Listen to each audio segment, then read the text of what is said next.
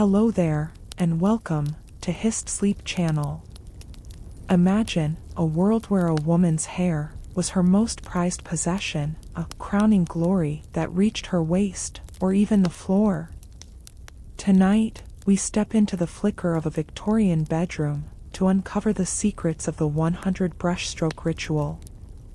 This wasn't just about beauty, it was a sacred, meditative act of hygiene, health, and mental escape, performed in the deep silence of the 19th century night. We are going to explore why this nightly habit was essential, and how the simple act of brushing became a bridge to a peaceful sleep. But before we light our candle and travel back to the year 1874, if you enjoy these journeys into the forgotten corners of history, please take a moment to subscribe to our channel. A gentle like on this video and a comment about where you are listening from helps our community grow. Your support is the quiet light that keeps this history alive. Now, it is time to let go of the modern world. Take a slow, deep breath. Feel the air filling your lungs, and as you exhale, let your body sink into the softness of your bed. Close your eyes. Forget the screens, forget the noise. We are going to a quiet room in a house from long ago. Settled? Good. Let us begin. The year is 1874. Outside the window, a light frost covers the cobblestones of a quiet American town. The air is still, and the only sound is the distant, rhythmic chime of a grandfather clock. You are sitting before a heavy, dark mahogany vanity. The wood is cool and polished so brightly that it reflects the single, trembling flame of a beeswax candle. This is your sanctuary. On the marble top sits a brush, its handle carved from fine ivory, its bristles stiff and waiting. For a Victorian woman, the end of the day was not marked by turning off a light, but by the slow, deliberate release of her hair. Watch as she reaches up, her fingers moving with practiced grace.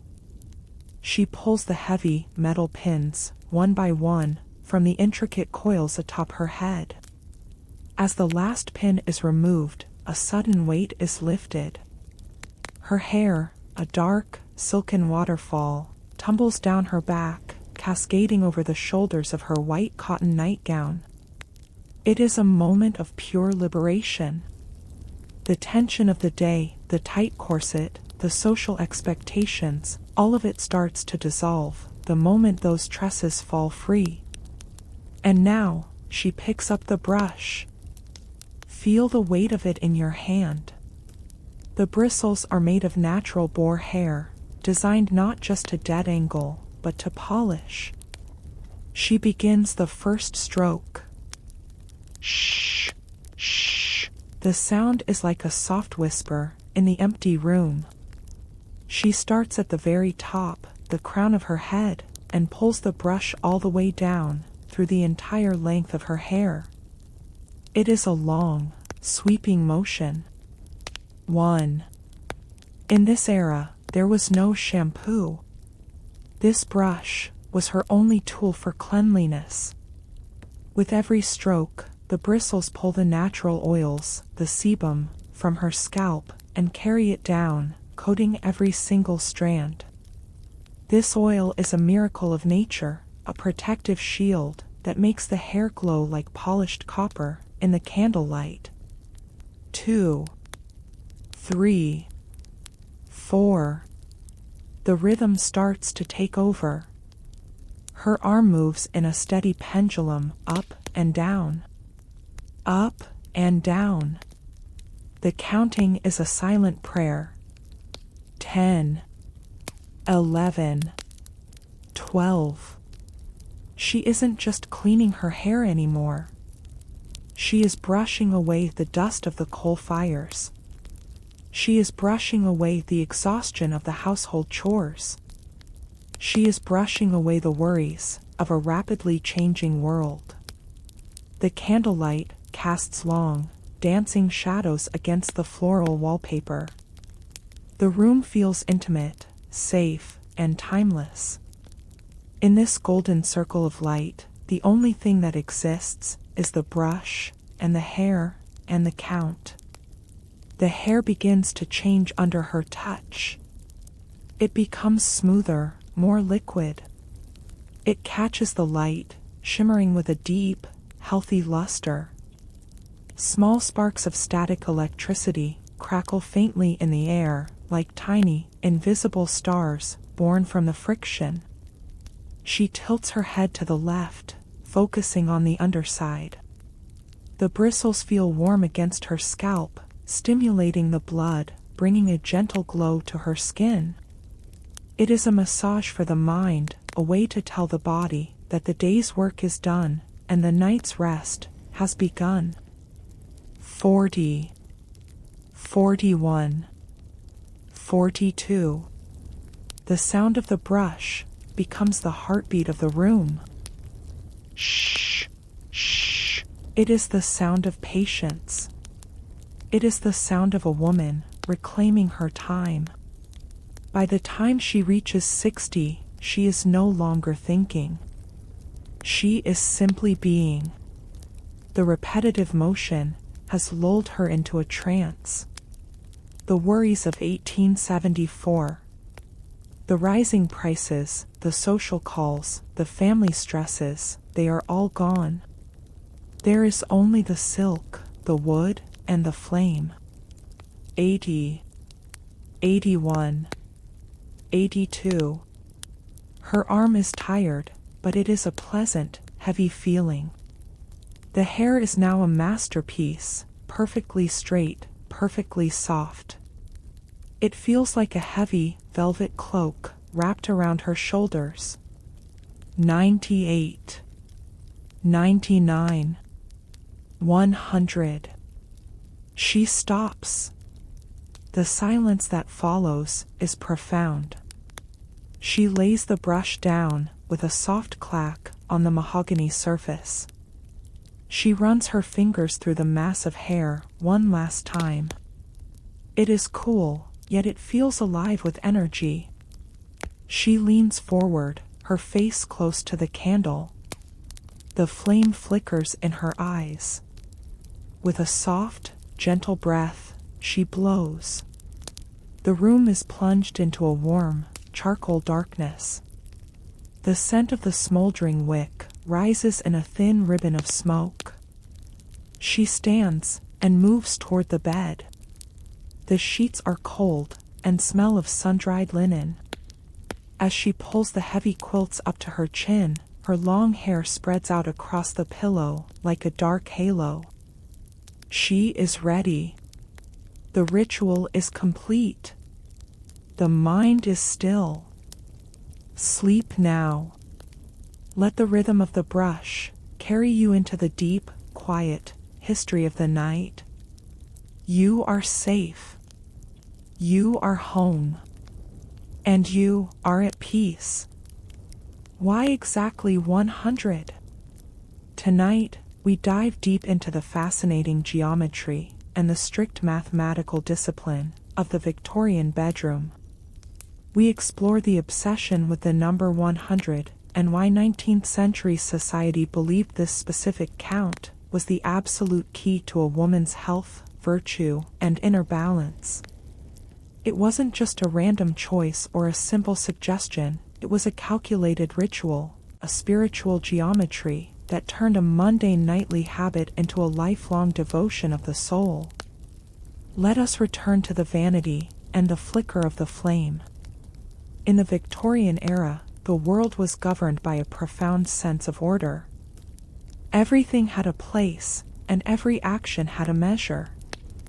The number 100 was seen as the symbol of the perfect cycle, a century of seconds, a completion of a thought. To a Victorian mind, brushing your hair 10 times was merely a chore, 50 times was a start, but 100? 100 was the mark of a lady, a testament to her patience, her discipline, and her respect for the temple of her own body. Imagine the Victorian physicians in their heavy wool coats, sitting in dim libraries, writing treatises on the law of vitality. They believed the human scalp was like a garden, and the brush was the plow that turned the soil. To them, the act of counting was as important as the act of brushing. The count provided a mental anchor, a way to tether a wandering mind to the physical body. Pick up your brush again. Feel the handle, cool and steady. We are about to begin the geometry of the night. The motion begins. With every stroke, imagine a long, invisible line being drawn from the very center of your crown to the very tips of your hair. These are the rays of your personal geometry. In the 1870s, it was often taught that these 100 strokes should not be random. They were to be divided with mathematical precision. A quarter of the strokes for the left quadrant. A quarter for the right. A portion for the back, and the final set for the front, leaning forward so the hair cascaded toward the floor. Think about the symmetry of that division. A perfect quarter for each section. It creates a balance in the body that mirrors the balance they sought in their society. Listen to the sound of the bristles moving through the strands. Shh, shh. It is the sound of time being measured, not by a clock, but by motion. The Victorian world was increasingly filled with the noise of the Industrial Revolution, the clatter of looms, the hiss of steam engines, the roar of the growing cities. But here, in the sanctuary of the bedroom, time slowed down to the speed of a single stroke. The geometry of the ritual also served a biological purpose. The doctors argued that the friction of the boar bristles against the scalp created a mild galvanic current, a tiny, invisible spark of electricity that traveled through the nerves. They believed this current could pull the nervous humors away from the brain, curing the headaches and the hysteria that were so commonly diagnosed in that era.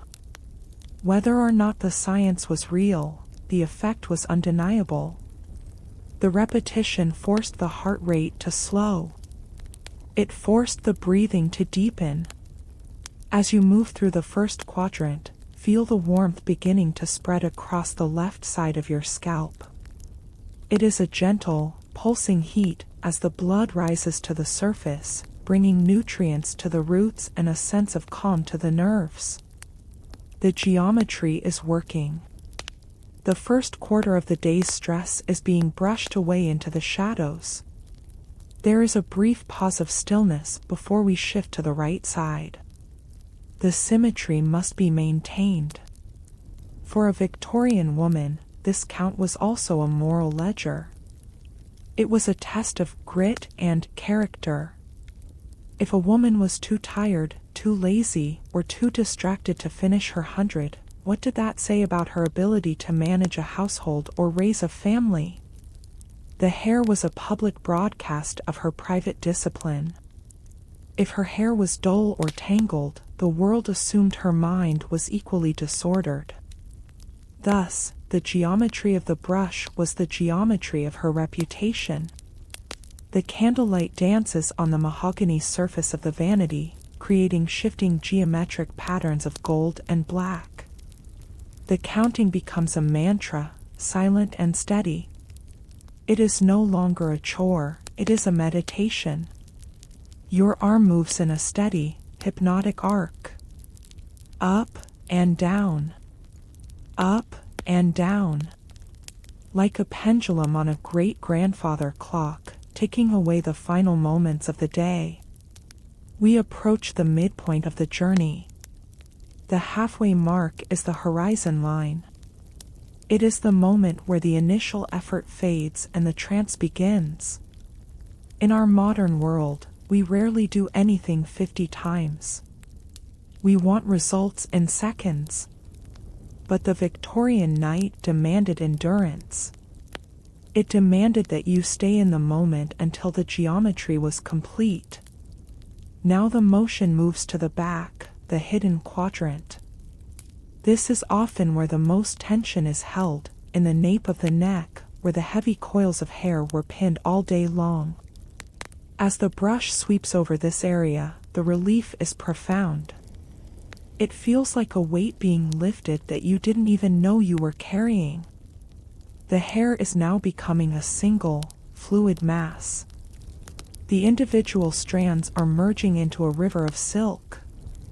The boring history of the night is being written in the shine of your hair. The oil, that precious sebum, is being mathematically distributed to every inch of the shaft. The hair is no longer just hair, it is a shimmering fabric of health. The room is very still now. The only reality is the quiet count and the brush. The world outside, the politics of the 1870s, the rising prices of coal, the social obligations of the coming week, all of it has been squared and dismissed. It cannot enter this circle of 100. We enter the final quadrant. The home stretch. The arm is heavy now, a pleasant, numbing fatigue. The scalp is glowing. The mind is quiet. This is the trance of the vanity. The repetitive nature of the geometry has finally exhausted the worrying part of the brain. There is no room for anxiety when the mind is tethered to the rhythm of the brush. The air in the bedroom is cool, but your scalp is glowing with heat. The contrast is incredibly comforting. It is like the feeling of a cold pillow against a warm cheek.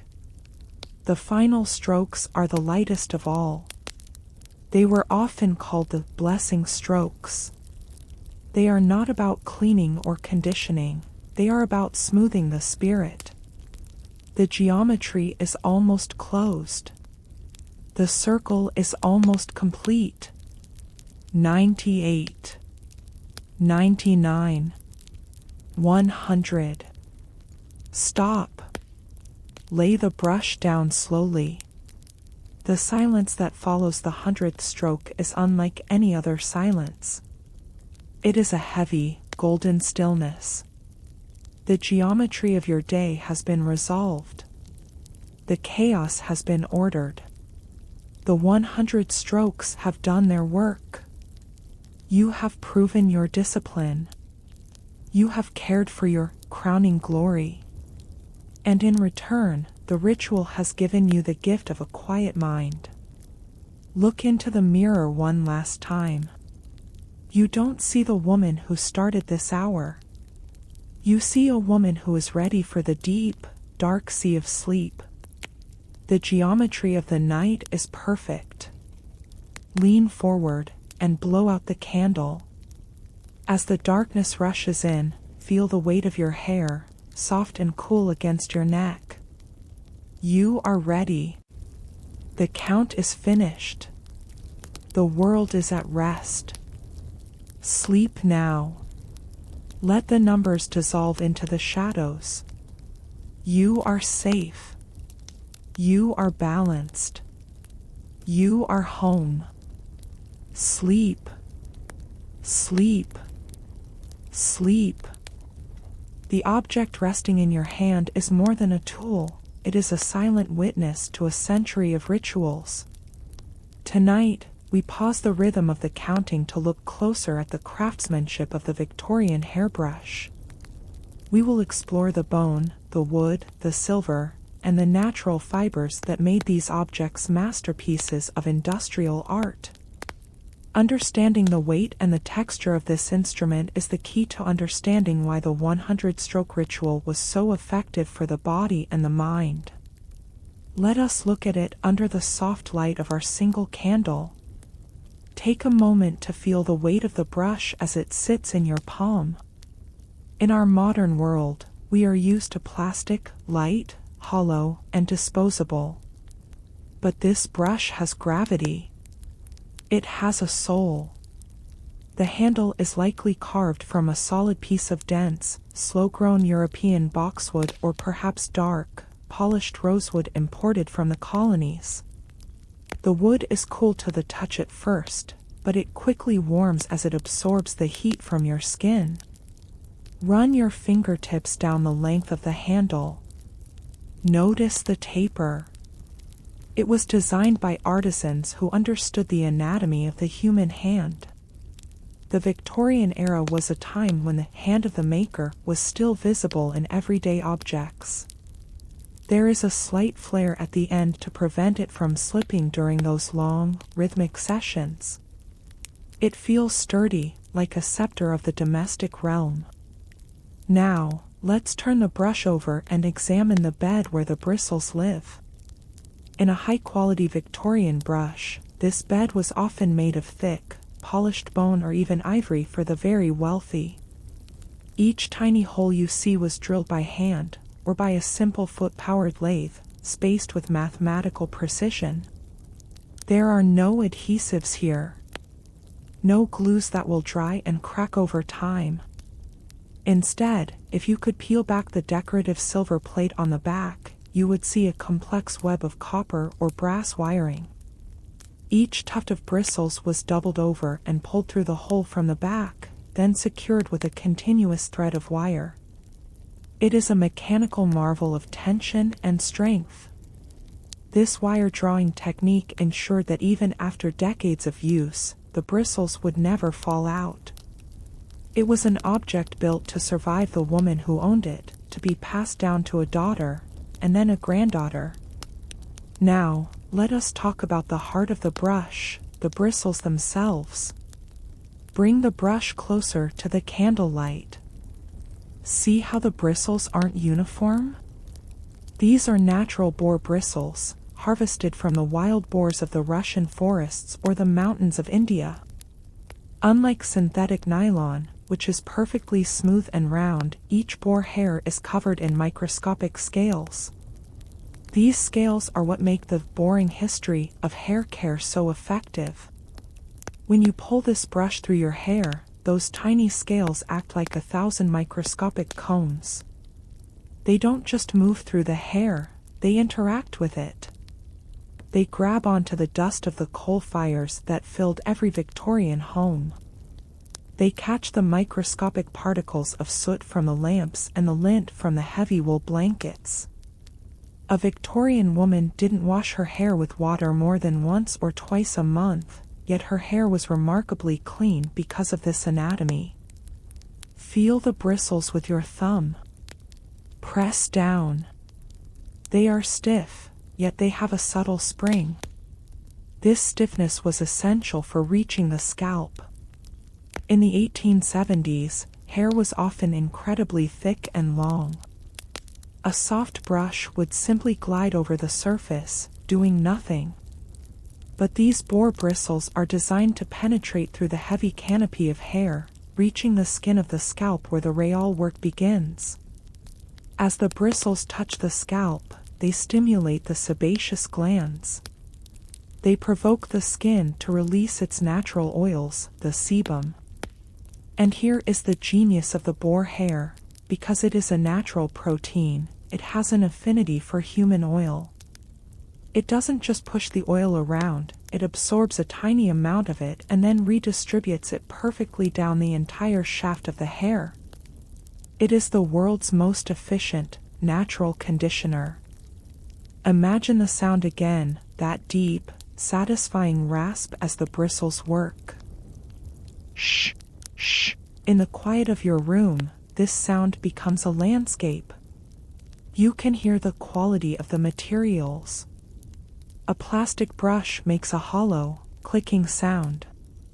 But this sounds like a whisper in a library. It is a dense, muffled sound that speaks of quality and permanence. Look at the decorative back of the brush once more.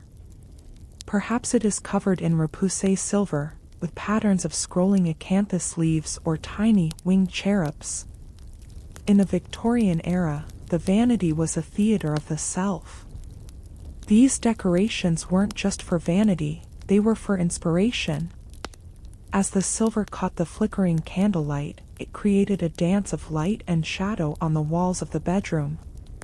It made the mundane act of grooming feel like a ceremony. Think of the hands that made this brush. The woodcutter, the silversmith, the wire drawer, and the brush maker. Each one of them put their time into this object so that you could take your time tonight. The brush is a bridge across time. It connects you to a world that moved at the speed of a candle's burn, not the speed of an internet connection. As you continue to hold the brush, notice how the fragrance of the wood starts to emerge. Rosewood and mahogany have a faint, spicy scent that is released when the wood is warmed by the hand. It mingles with the scent of the lavender oil in your hair and the beeswax of the candle. This is the scent of the 19th century night. It is a heavy, comforting aroma that signals the brain to slow down. The anatomy of the brush also includes the gaps between the tufts. These spaces allow the air to circulate through the hair as you brush, preventing the scalp from overheating. Every detail was considered. Every curve had a purpose. Now, look at the pins and the combs resting nearby. They are the supporting cast, but the brush is the lead actor. It is the engine of the ritual. Without its specific anatomy, the stiffness of the boar hair, the weight of the rosewood, the tension of the copper wire, the 100 strokes would be nothing more than a chore. With it, the strokes become a transformative experience. The brush is now fully seasoned. Over years of nightly use, the bristles have become perfectly shaped to the contours of your hand and the thickness of your hair. It has become an extension of your own body. When you use it, you don't have to think about the movement. The brush knows the way. It finds the tangles behind the ears with a gentle persistence. It knows how to smooth the flyaways at the temple. Feel the bristles against your palm one last time. They feel like a firm, reassuring hand. They tell you that everything is in its place. That the day is finished. That the world is orderly and safe. The Victorian hairbrush was designed to last a lifetime, and in doing so, it taught its owner the value of the long term. It taught her that beauty and health are not things that happen overnight, but things that are built, stroke by stroke, year after year, with the help of a well-made tool. Lay the brush back down on its silver back. Hear the hollow clink as it touches the marble top of the vanity. The wood, the bone, and the silver are back at rest. They have done their work for the night. As the candle burns lower, notice how the shadows of the brush seem to stretch across the room, like long fingers pointing toward the bed. The anatomy of the object is now part of the anatomy of the room. Everything is still. Everything is quiet. The weight of the history you are holding has now become the weight of your own eyelids. The craftsmanship of the past has prepared you for the rest of the present. The wood is still, the bristles are quiet, and the silver is dim. Sleep now. Let the memory of the rosewood and the boar hair fade into the darkness. The tool is ready for tomorrow, but you are ready for the deep, silent void of sleep. You are safe. You are at peace. The night is yours. Sleep. Sleep.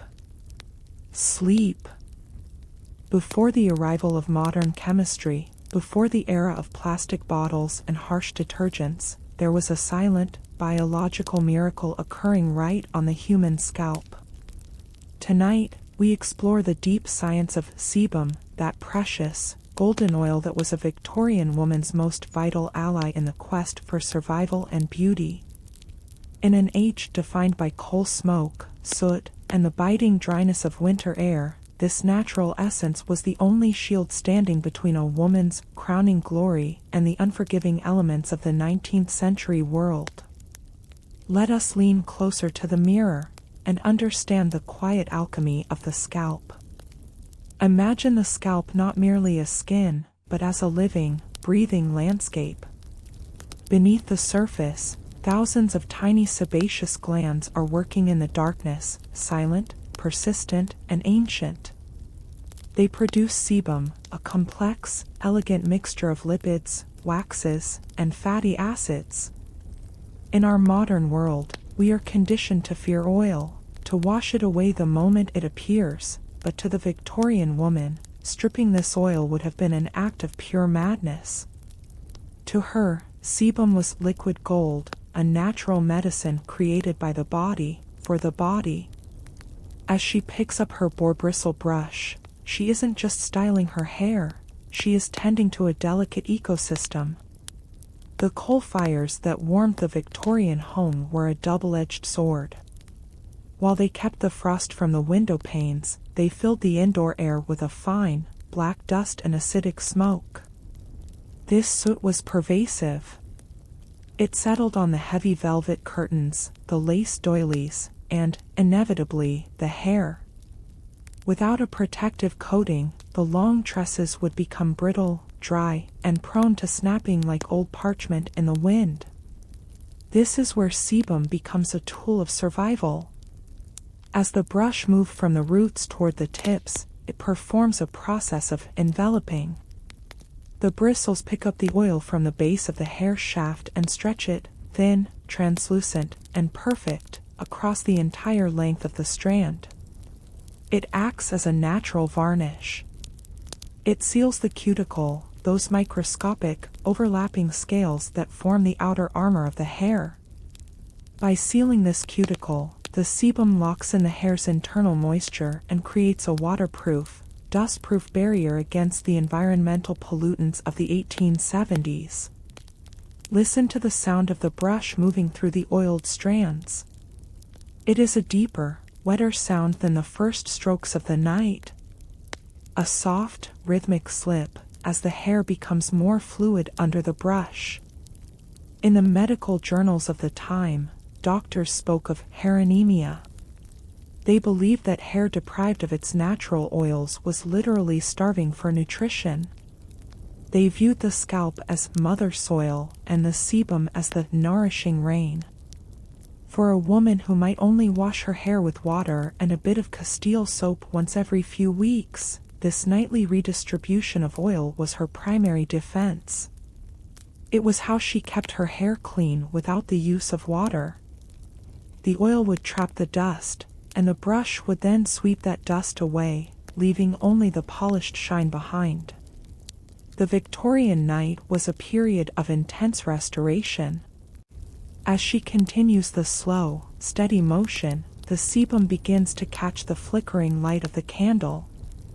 It gives the hair that deep, inner glow that we often see in the oil paintings of the 19th century. It wasn't the artificial, superficial shine of a modern silicone spray. It was a glow that radiated from within the fiber itself. It was the unmistakable shimmer of health, a sign of a body working in perfect harmony with the laws of nature. The chemistry of sebum is fascinatingly unique to our species. It contains squalene and wax esters that act as a barrier against bacteria and fungi.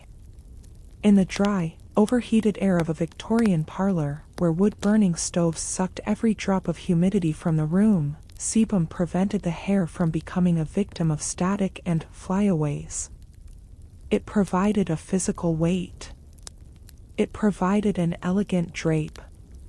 It allowed a woman to manage several feet of hair without it turning into an unmanageable, tangled cloud of frizz. Think of the brush as a master chemist, working in the laboratory of the vanity. It is blending, smoothing, and ensuring that every single strand, from the temple to the small of the back, is armored for the coming day. There was also a profound social survival aspect to this ritual. In a society that judged a woman's moral character and domestic grace by her appearance, greasy hair was seen as a sign of neglect and slovenliness. But lustrous hair, Hair that looked like polished mahogany or spun silk was a mark of virtue. The difference between the two was simply the brush. Oil left to pull at the roots was a failure of hygiene. Oil distributed to the very tips was a triumph of the will. As the ritual deepens, the very scent of the room begins to shift. Sebum has its own faint, musky, and earthy aroma, the scent of a living being at rest. When this natural scent mingles with the dried lavender or the rosewater she may have applied earlier, it creates a personal fragrance that is unique to her. It is the scent of the private self, protected by the heavy shadows of the bedroom. Imagine the sensation on the scalp now. The stimulation of the bristles has sent a quiet message to the glands. They respond to the warmth and the friction by releasing their stores. It is a symbiotic relationship between the hand, the brush, and the skin. The body knows exactly what it needs to survive the long, harsh winter. It produces its own conditioner, its own shield, its own medicine. In the winter of 1874, the air outside might be 20 degrees below zero. The moisture is gone from the world.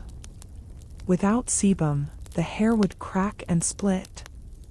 It would lose its vitality. But under the rhythmic, patient sweep of the boar bristles, the hair remains supple.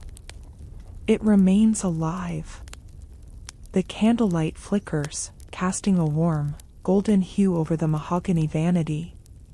You can see the sebum reflecting the flame, creating a shimmering, liquid halo around her head. It is a beautiful sight, certainly, but more importantly, it is functional. It is the ultimate, boring history of our own biology, the invisible, quiet processes that keep us whole and protected while the world sleeps. Think of the sheer survival of the hair over the span of a woman's life. A woman in her 30s was still wearing the hair she grew in her late teens at the very ends of her tresses. To keep those fragile ends healthy and intact for 15 or 20 years required a level of dedicated care that we can barely conceive of today. It required thousands of nights of this exact motion. A commitment to the long game of beauty that modern products simply cannot replace. The room remains silent, save for the whisper of the bristles against the silk. Shh. Glide. Shh. The survival we speak of tonight isn't just about the physical hair, it's about the survival of the spirit. In a world increasingly dominated by industrial noise, steam engines, and social pressure, this nightly engagement with one's own biology was a form of grounding. It reminded the Victorian woman that she was a biological creature of the earth, not just a social ornament for the parlor. She was a producer of life, of warmth, and of the very oils that kept her protected. We are now entering the deep, still waters of the night. The sebum has been moved. The scalp is finally breathing freely. The ends of the hair, which are the oldest and most vulnerable parts of her history, are now safely encased in their natural, oily armor. They are prepared to survive the friction of the heavy wool blankets and the biting dryness of the midnight air. The brush feels different in the hand now. It moves with almost no resistance. The friction of the early evening has been replaced by a smooth, liquid grace. The geometry of the count has met the biology of the body. The hair is no longer a task, it is a finished work of art. The survival of the crowning glory is assured for another 24 hours. The coal soot of tomorrow will have no place to grip on these polished strands. The dry air will find no way to penetrate the sealed cuticles. The hair is fortified. The woman is ready for the dream state. Lay the brush down now. Feel the hair one last time. It is cool to the touch, yet it carries a silken richness that only nature can provide. It is the magnificent result of millions of years of human evolution and 15 minutes of quiet, patient labor. The alchemy is complete. The sebum has done its work. The survival of the beautiful is guaranteed once more. Blow out the candle. Let the darkness claim the room. Your hair is a dark, protected river, flowing over your shoulders, keeping you warm. You are wrapped in your own natural silk. Sleep now. Let the biology of the night take over the duty of care. Your glands will rest, your hair will glow in the dark, and your mind will wander into the soft, velvet history of the 1870s. You are safe. You are protected. You are at peace. Sleep. Sleep. Sleep. In the gilded parlors of the 1870s, beauty was never merely skin deep. It was a language of its own, a silent broadcast of one's inner soul. Tonight, we explore the social ledger of gloss, the fascinating way in which the sheen of a woman's hair served as a public record of her private discipline. In a society that obsessed over moral character, the luster of those long tresses was the ultimate proof of a life well-ordered and a mind well-governed. Let us settle deeper into the shadows and read the history written in the shine. Imagine stepping into a ballroom in Philadelphia or a quiet dinner party in Boston. The room is filled with the scent of lilies and the soft rustle of heavy silk gowns. But the true indicator of status was not the lace at the cuff or the pearls at the neck. It was the gloss. To have hair that caught the candlelight and held it like a mirror was to tell the world that you possessed the most valuable Victorian commodity, time. High-gloss hair was impossible to achieve with a single effort. It couldn't be bought in a jar or faked with a quick tonic. It was the result of weeks, months, and years of consistent, nightly labor. When the light danced across a woman's braids, revealing a deep, healthy luster, the observers didn't just see hair. They saw the thousands of brush strokes that had gone into it. They saw the patience. They saw the unwavering commitment to a daily ritual. In the social ledger of the 19th century, dull hair was not just a cosmetic failure, it was a moral one. A woman with tangled or lackluster hair was whispered about. People assumed her household was in disarray. They assumed she lacked the grit to maintain herself, and therefore, could not be trusted with the complex duties of a Victorian home. The gloss was her resume, her certificate of character. Listen to the brush moving through the hair now, that soft, silken friction. Shimmer. With every stroke, she is polishing her place in the world. The natural oils have now been fully distributed, and the hair has taken on a life of its own. Under the flicker of our single candle, the hair doesn't just reflect light, it seems to glow from within. This was the gloss of virtue. It represented the Victorian ideal of the angel in the house, a woman who was serene, controlled, and meticulously cared for. Think about the sheer difficulty of maintaining this gloss in an age of soot. Every day, the world tried to dim this shine. The smoke from the coal stoves, the dust of the unpaved streets, the grime of the industrial city, all of it sought to settle on the hair and turn it gray and dull. The nightly brushing was a battle against the darkness of the world. To maintain the gloss was to prove that you were superior to your environment, that your internal discipline was stronger than the external chaos. As the brush continues its rhythmic path, the hair begins to feel like a fabric, perhaps a heavy, polished damask or a fine velvet. The Victorian manuals of etiquette often spoke of the hair as a crowning glory. But it was only a glory if it was brilliant. Dull hair was seen as anemic, a sign of physical and spiritual fatigue.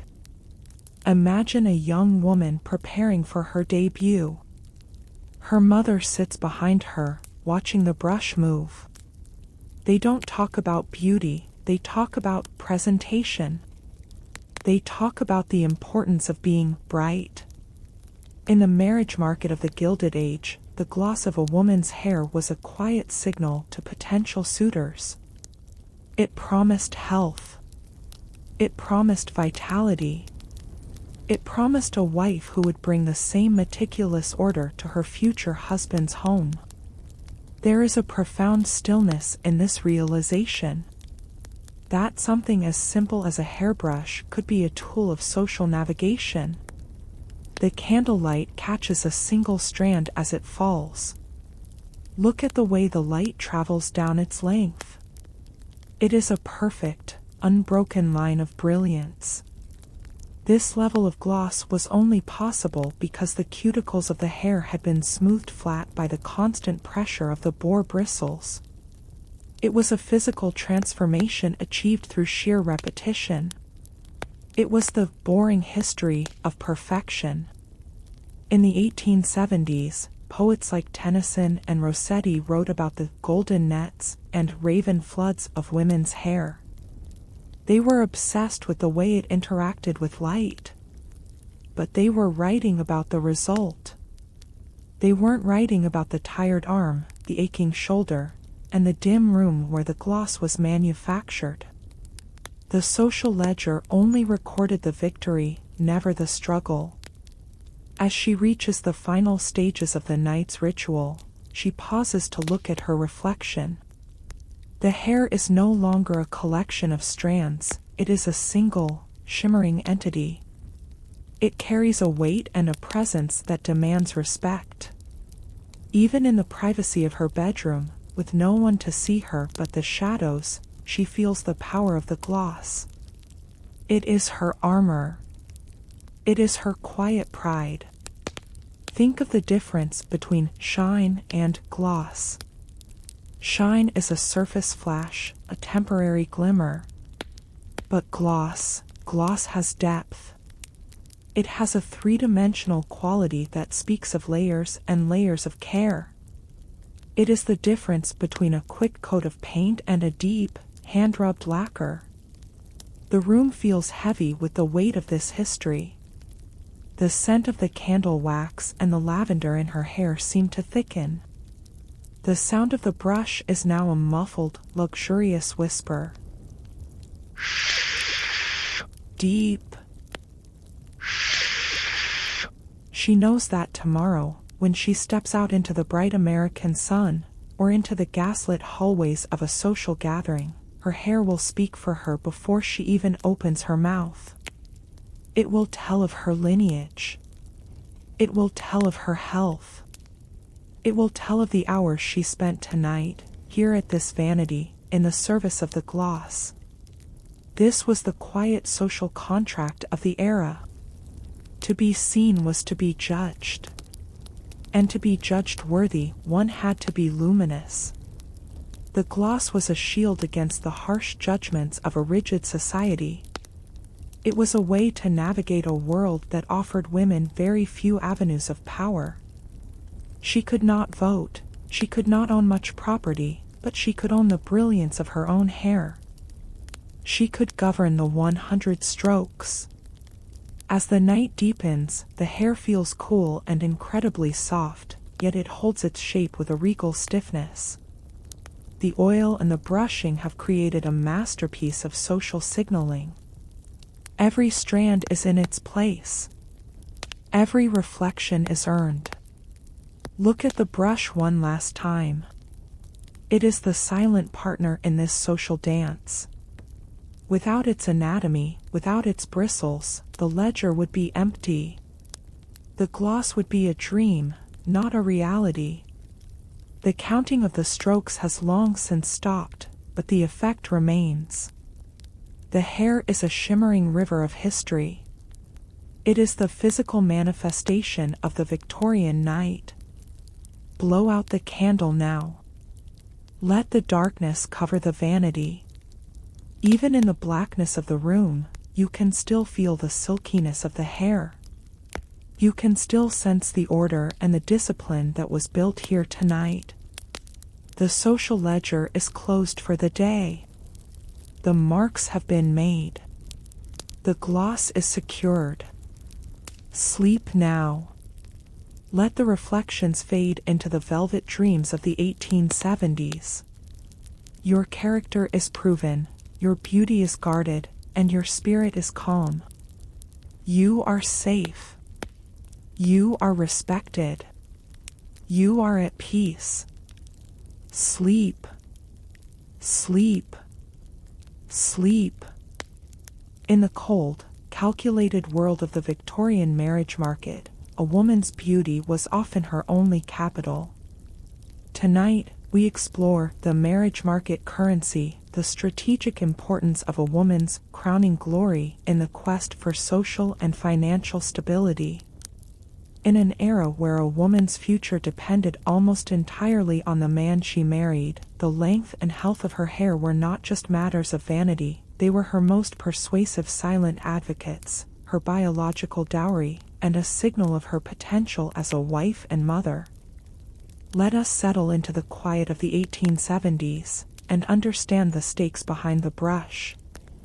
Imagine a grand parlor in a bustling American city, filled with the scent of expensive cigars and heavy perfumes. Young women are presented like fine works of art, each hoping to secure a match that will define the rest of her life. But beneath the silk ribbons and the lace collars, there was a deeper evaluation taking place. Suitors and their mothers were looking for signs of constitution. They were looking for evidence of health, longevity, and reproductive vitality. And in this silent evaluation, the hair spoke the loudest. In the 19th century, hair was viewed as a barometer of internal health. A woman with thick, lustrous hair that reached her waist was seen as a woman of robust vitality. It suggested that her body was flourishing, that her life force was abundant. To a potential suitor, this was the ultimate currency. It promised that she would be a strong companion, that she had the energy to manage a complex household, and most importantly, that she was capable of bearing healthy children. Pick up the brush once more, and feel the weight of this responsibility. With every stroke, she is not just polishing hair, she is protecting her future.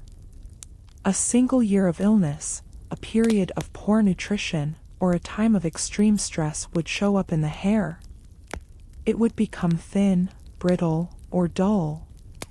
To have long, brilliant hair was to provide a visual receipt of years of uninterrupted health and privilege.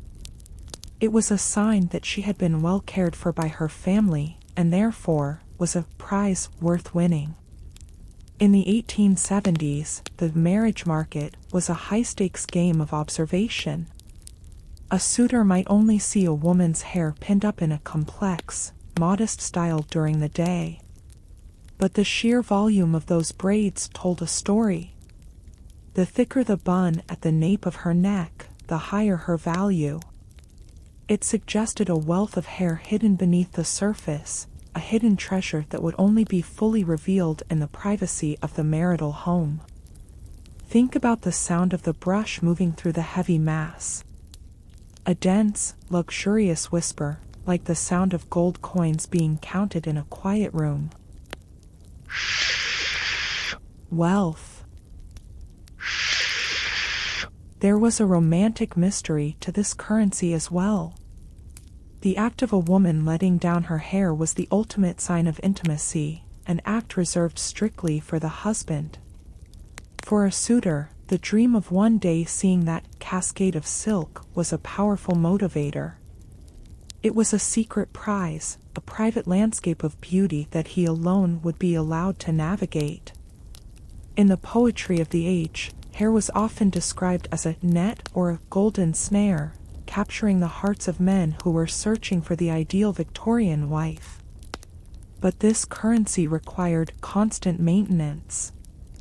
If she neglected the 100 strokes for even a week, the market value of her crowning glory would begin to fade. The soot and the dust would dim the shine, the ends would begin to fray. In a world where first impressions were everything, a woman could not afford to let her capital depreciate. The nightly ritual was her investment. It was her insurance policy against a life of poverty or social invisibility. Imagine a mother sitting with her daughter, teaching her the rhythm of the brush. They don't speak of love, they speak of attraction and suitability. The mother knows that her daughter's hair is one of the few things she can control in a world that gives women very little power. She cannot control the economy, she cannot control who proposes, but she can control the luster of her daughter's tresses. She can ensure that when the daughter stands in the gaslight of a ballroom, she is a beacon of health and discipline. The candlelight flickers, casting long shadows of the heavy hair against the wall. It looks like a great, dark wing, a symbol of protection and grace. In the 1870s, many popular novels featured scenes where the hero first falls in love not with the heroine's wit or her mind, but with the glint of light in her chestnut hair. This wasn't just poetic license, it was a reflection of the biological reality of the time. Beauty was a proxy for fitness. The gloss was a proxy for virtue. As the brush continues its steady, downward path, the hair begins to shimmer with a deep, internal fire. This is the currency of the night. It is a wealth that is built stroke by stroke, night after night. It is the result of thousands of hours of patient care. In a world that moved so fast toward industrialization, this slow, ancient beauty held a special power. It represented the timeless, the stable, and the domestic. Think of the hair receivers on the vanity, those porcelain jars where the shed hair was kept. Even the hair that fell out was saved. It was used to make rats and paddings to create even more volume in the daytime styles. Nothing was wasted. Every single strand was part of the strategic presentation. If nature didn't provide enough volume, the woman had to manufacture it. Because in the marriage market, more hair always meant more value. The room is silent now, save for the muffled thud of the brush against the palm and the rustle of the silk. Steady. She knows that her future husband is out there somewhere, perhaps at this very moment, thinking about the kind of home he wants to build. He wants a home of order. He wants a home of peace. And he wants a wife who values herself enough to care for the gifts nature gave her. Every stroke of the brush is a message sent into the future. A promise of the wife she will become. This was the quiet, often heavy burden of the Victorian woman. Her body was not entirely her own, it was a curated asset. Her hair was a public ledger of her worth. But in this quiet hour at the vanity, she finds a strange kind of power in that burden. She is the master of this currency. She is the one who decides its value. As she reaches the end of the ritual, the hair feels cool, heavy, and incredibly soft. It is ready. It is a masterpiece of biological and social signaling. It is her pride. It is her protection. Look into the mirror one last time. The woman staring back is wealthy in the only way the 19th century allowed her to be. She is rich in discipline, rich in health, and rich in the magnificent, shimmering curtain of her hair. The currency is secure for another day. The investment has been made. The market is closed.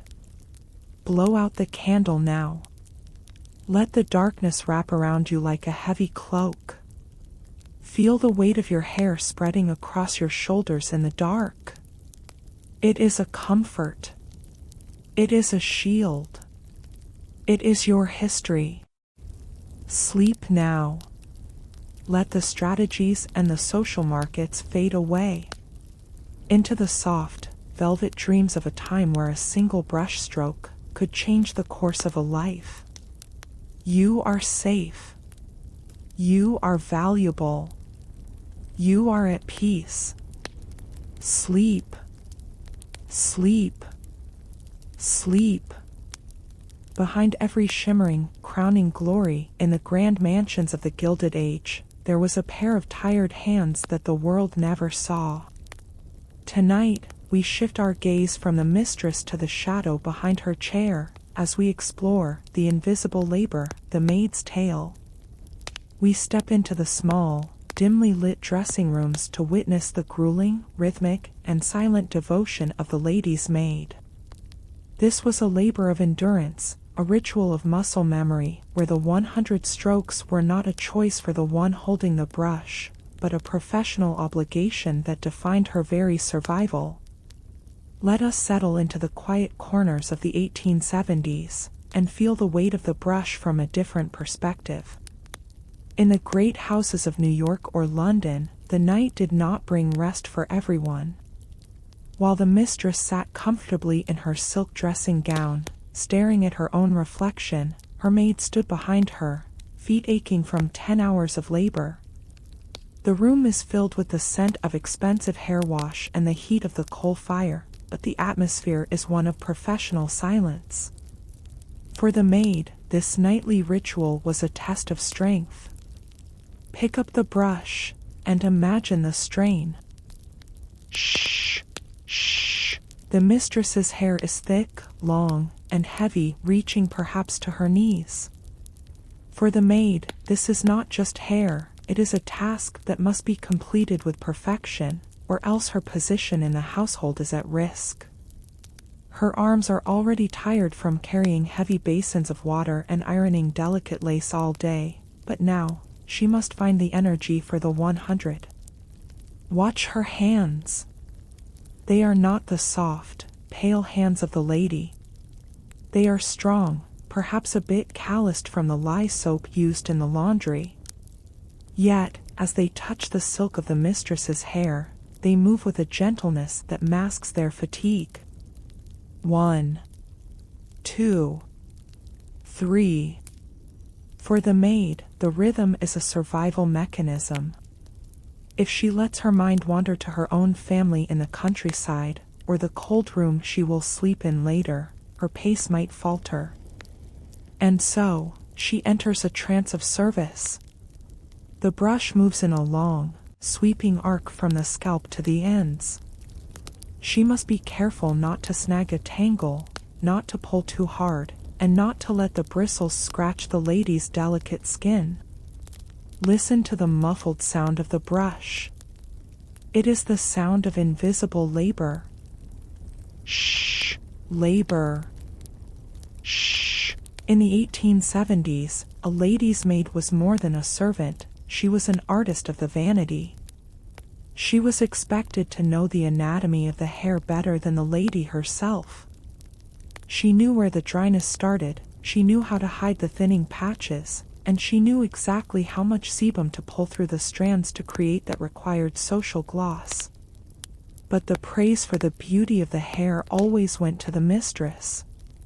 The maid's contribution was supposed to be invisible, as if the hair groomed itself by magic. Think about the physical toll. Standing for 20 minutes in one spot, arms raised, moving in a repetitive motion, it creates a deep, dull ache in the shoulders and the lower back. But she cannot lean against the chair. She cannot sit. She must remain a silent, upright shadow. The candlelight flickers, casting two shadows on the wall, one seated and grand, the other standing and bowed. The hierarchy of the Victorian world is written in this room. One woman provides the hair, the other provides the muscle. As the brush continues its steady path, the maid watches the reflection of the mistress. She sees the eyelids of the lady begin to droop. The mistress is relaxing. The ritual is working for her. She is drifting into a peaceful state, lulled by the rhythmic friction of the bristles. But for the maid, the work is only half done. She still has 80 strokes to go. She still has to braid the hair, pin the nightcap, and clear away the pins before she is dismissed. There is a strange intimacy in this labor. The maid knows the lady's hair better than a husband ever would. She sees the gray hairs as they first appear. She smells the faint scent of the day's tea or the garden's roses lingering in the tresses. In this quiet hour, the social distance between them is measured only by the length of the brush handle. 40, 41, 42. For many maids, this was the hardest part of the day. The house is finally quiet. The other servants have gone to bed. The halls are dark. Only this small circle of candlelight remains. The silence is heavy, and the urge to close her own eyes is powerful. But the brush must keep moving. Shh. Steady. Shh. Imagine the small, attic room where the maid will eventually go. There is no mahogany vanity there. No boar bristle brush with a silver handle. Her own hair is likely pinned back severely under a plain cap, neglected and dull. She has no time for her own 100 strokes. Her beauty is sacrificed so that the mistress can maintain hers. This was the boring history of class. The beauty of the upper class was built on the exhaustion of the lower class. Every shimmering strand in the ballroom was a testament to a maid's aching arms in the bedroom. The hair is now becoming incredibly smooth. The sebum has been perfectly distributed. The maid's expertise is evident in the way the hair flows over the chair like a river of oil. She doesn't need to count out loud. She knows the feel of the hair when it is finished. She can sense the change in texture under her fingertips. The mistress is almost asleep now, her breathing slow and deep. The maid moves even more quietly.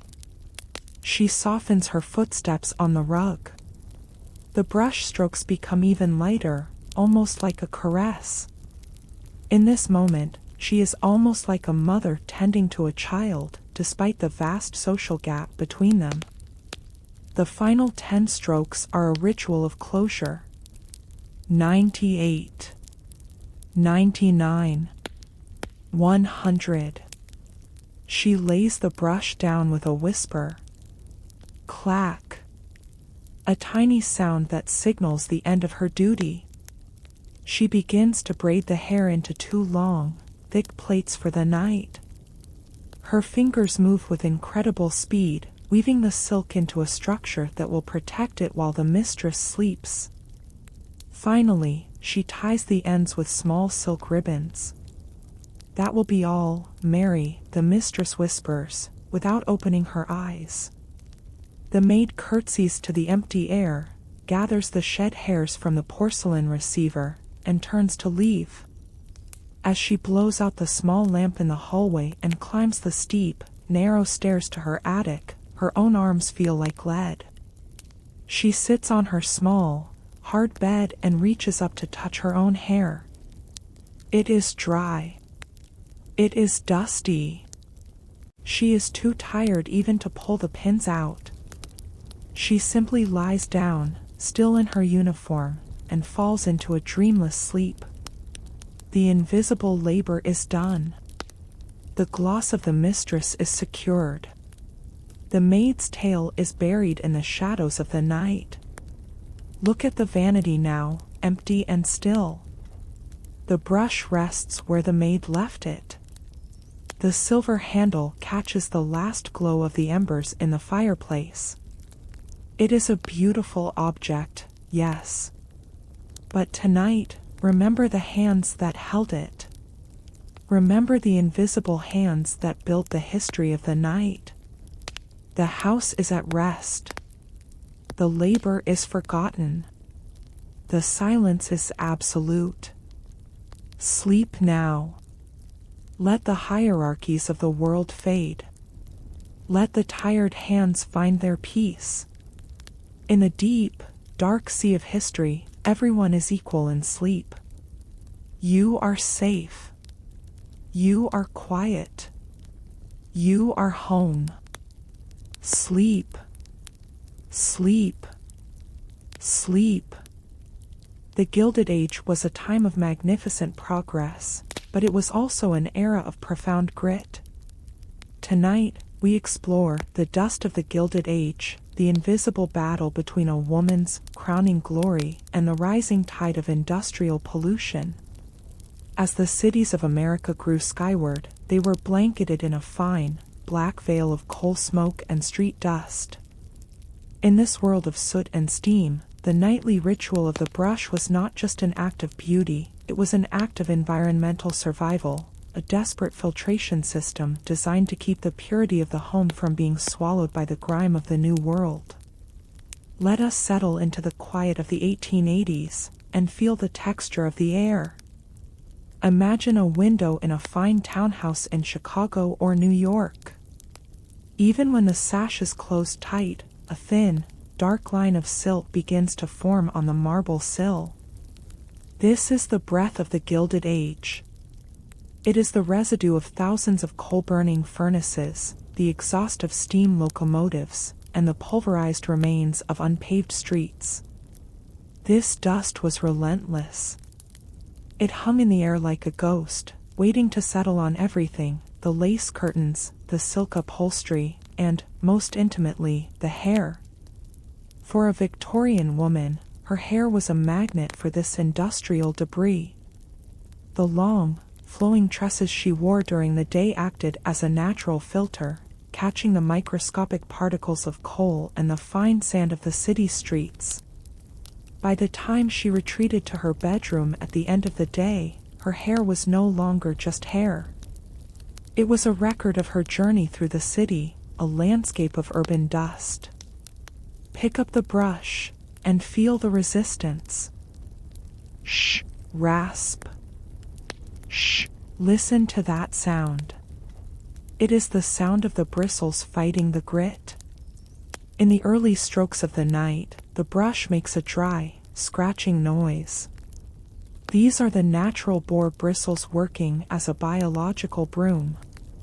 Unlike water, which would turn this soot into a muddy paste that stained the hair, the dry brush was a miracle of engineering. It grabbed the heavy particles, the lint from her wool coat, the ash from the parlor fireplace, and the fine street grit, and pulled them away from the scalp. The 100 strokes were her only hope for cleanliness. In an era before vacuum cleaners or air filtration, the hairbrush was her primary defense. Each stroke was a deliberate cleansing, a way to purge the city from her person. As she worked, she could see a fine cloud of gray dust rising in the candlelight, a tiny storm of the Gilded Age being released from its silken prison. 1, 2, 3. The movement is slow and deep. She must reach the very roots, where the dust settles against the scalp and causes irritation. The friction of the bristles doesn't just clean, it exfoliates. It clears the breathing pores of the skin that have been clogged by the urban smog. Think about the sheer volume of this task. If she lived in a city like Pittsburgh or London, the black smoke was a constant companion. It was said that a white collar would turn gray by noon. Now, imagine what that smoke did to 5 feet of hair. Without the nightly ritual, the hair would become a heavy, gray, and lifeless weight. It would lose its color, its texture, and its sanctity.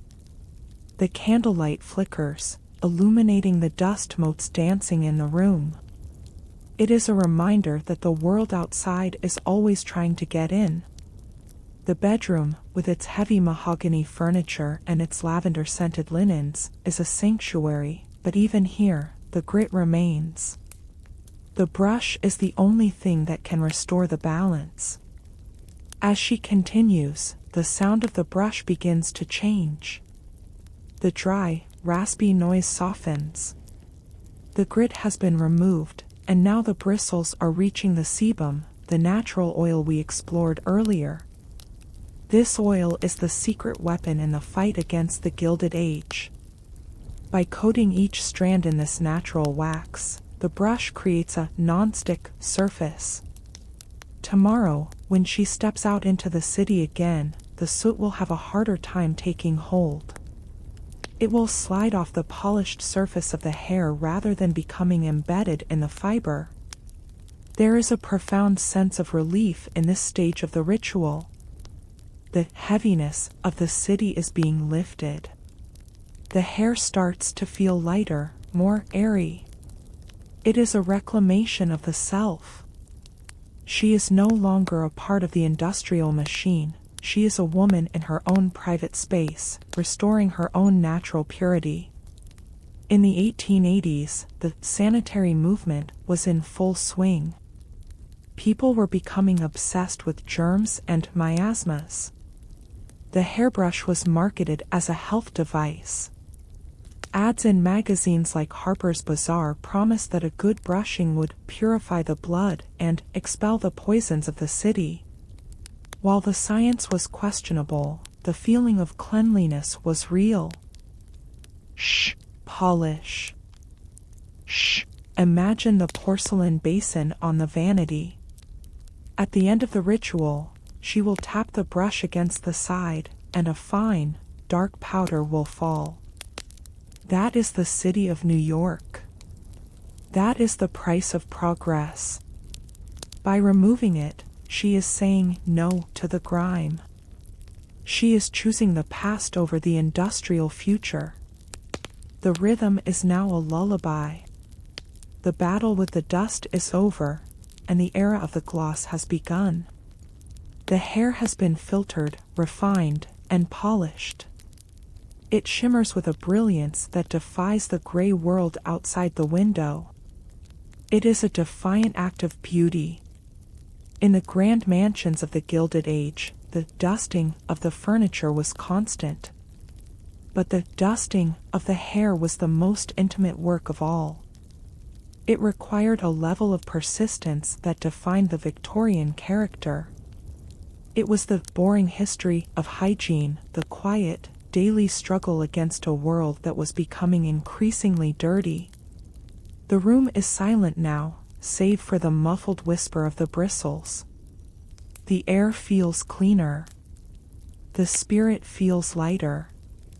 The hair is no longer a burden, it is a shield. By the time she reaches the final quadrant, the hair has been completely transformed.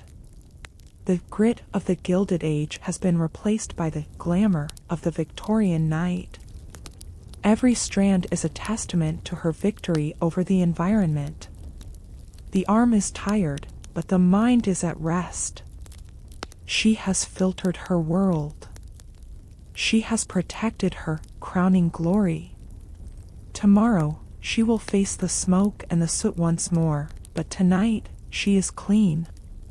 The final 10 strokes are light and airy, like the clearing of a mist. 98. 99. 100. Lay the brush down. Hear the hollow clack against the marble. The city is outside, but the peace is inside. Run your fingers through your hair. It feels cool, smooth, and utterly pure. The dust of the Gilded Age has no home here. Blow out the candle now. Let the smoke of the wick rise in a single, clean line.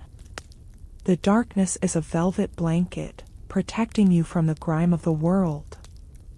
You are refined. You are restored. Sleep now. Let the industrial engines fade into the distance, into the soft, clean dreams of a time where a woman and her brush were the masters of their own atmosphere. You are safe. You are clean. You are at peace. Sleep. Sleep. Sleep. In the dimly lit consulting rooms of the 19th century, a woman's hair was more than an ornament. It was a medical document. Tonight, we explore the medical gaze, the fascinating and often strange ways in which Victorian doctors viewed the nightly hair ritual as a vital necessity for the female nerves and the vital economy of the body. From the theories of Dr. William Acton to the popular health manuals of the 1880s, we will see how the 100 brush strokes were prescribed as a cure for everything from hysteria to brain fag. This wasn't just advice, it was a clinical mandate for a stable mind and a healthy spirit. Let us settle into the quiet, antiseptic atmosphere of the past, and understand the science of the Victorian night. Imagine a doctor in a heavy frock coat, leaning over a mahogany desk, peering through gold-rimmed spectacles at a weary patient. He does not look at her eyes, he looks at the luster of her hair. In the Victorian medical mind, the scalp was a direct window into the nervous system. They believed that the nerve force of a woman was a finite resource, a delicate current that could easily be overtaxed by the stresses of modern life. When that force failed, the hair became the first to show the signs of exhaustion. To the medical gaze, the act of brushing was a form of local bloodletting for the spirit. They argued that the constant thinking, worrying, and social maneuvering of the day caused a congestion of blood in the brain. This congestion, they believed, led to headaches, irritability, and the dreaded neurasthenia. Pick up the brush and feel the weight of this medical history. Shh, shh. The prescription was simple, 100 strokes before bed. But to the doctor, this was a rhythmic therapy designed to pull that congested blood away from the overheated brain and toward the surface of the skin. By stimulating the scalp, the brush acted as a counterirritant. It drew the tension out through the roots, spreading it evenly across the cooling surface of the head. Every stroke was a mechanical effort to restore the thermal balance of the mind. Listen to the muffled friction. It is the sound of a Victorian treatment. Shh. Remedy. Shh. The motion must be deliberate.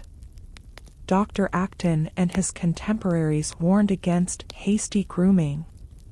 They believed that a quick, erratic brush stroke would only agitate the nerves further. The medical gaze required a steady, downward sweep, a slow acceleration of the hand that mirrored the slowing of the pulse. The ritual was, in essence, an early form of biofeedback. By regulating the movement of the arm, the woman was regulating the state of her own nervous system. 10, 11, 12. The candlelight flickers, illuminating the silver-backed brushes like surgical instruments on the vanity. In the medical manuals, the hairbrush was often described with the same gravity as a stethoscope. It was a tool of hygiene, but also a tool of mental discipline. A woman who could not maintain the rhythm of her 100 strokes was seen as medically compromised, a patient who had lost control of her own vital center. As she continues, think about the strange theory of hair electricity.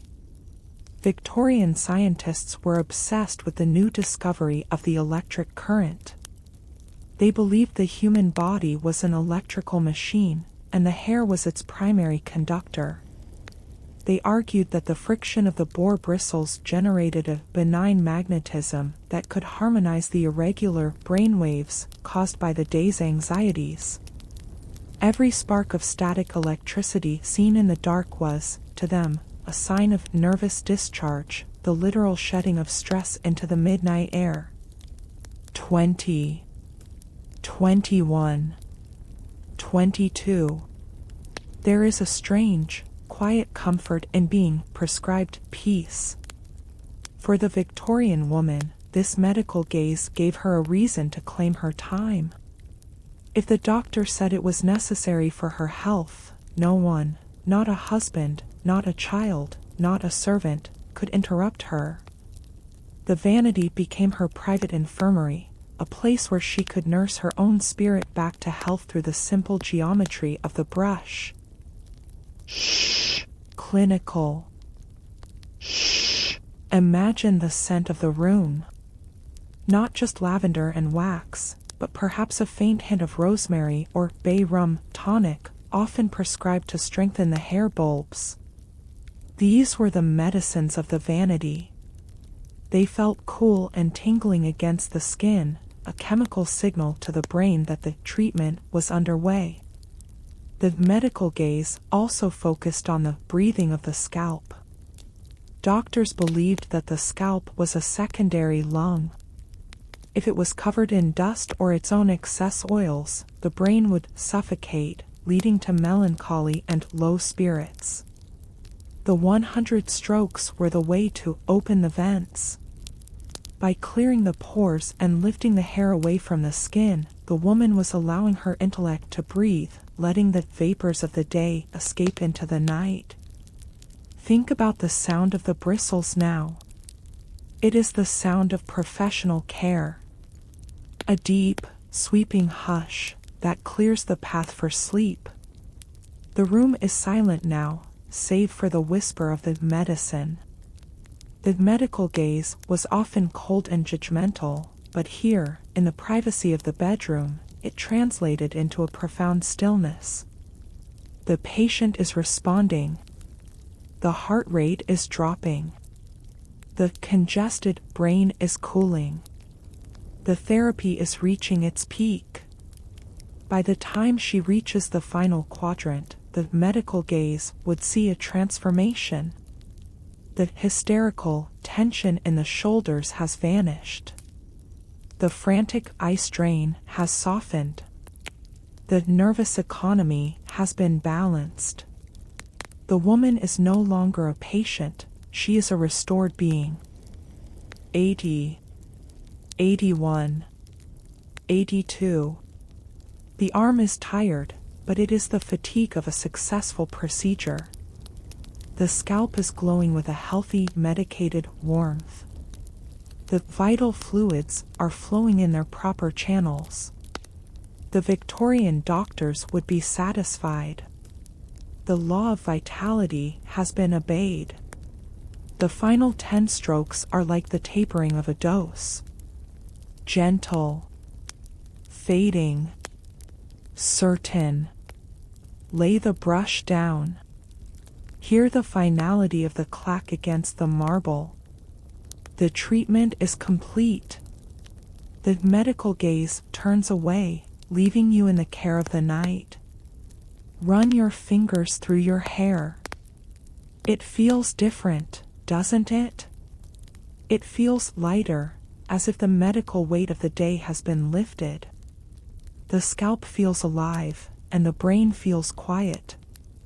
Blow out the candle now. Let the darkness be your recovery room. The smoke of the wick carries away the last remnants of the day's congestion. You are no longer a subject of study, you are a person at rest. Sleep now. Let the theories and the manuals fade into the shadows, into the deep, healthy, and restorative dreams of the 19th century. The doctor has left the room. The night has taken over. You are safe. You are healthy. You are at peace.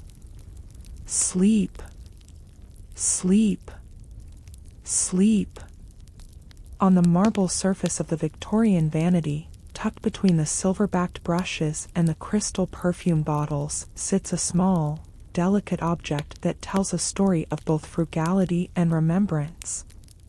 Tonight, we explore the porcelain hair receiver, that mysterious, tiny jar with a circular hole in its lid, a staple of the 19th century dressing table.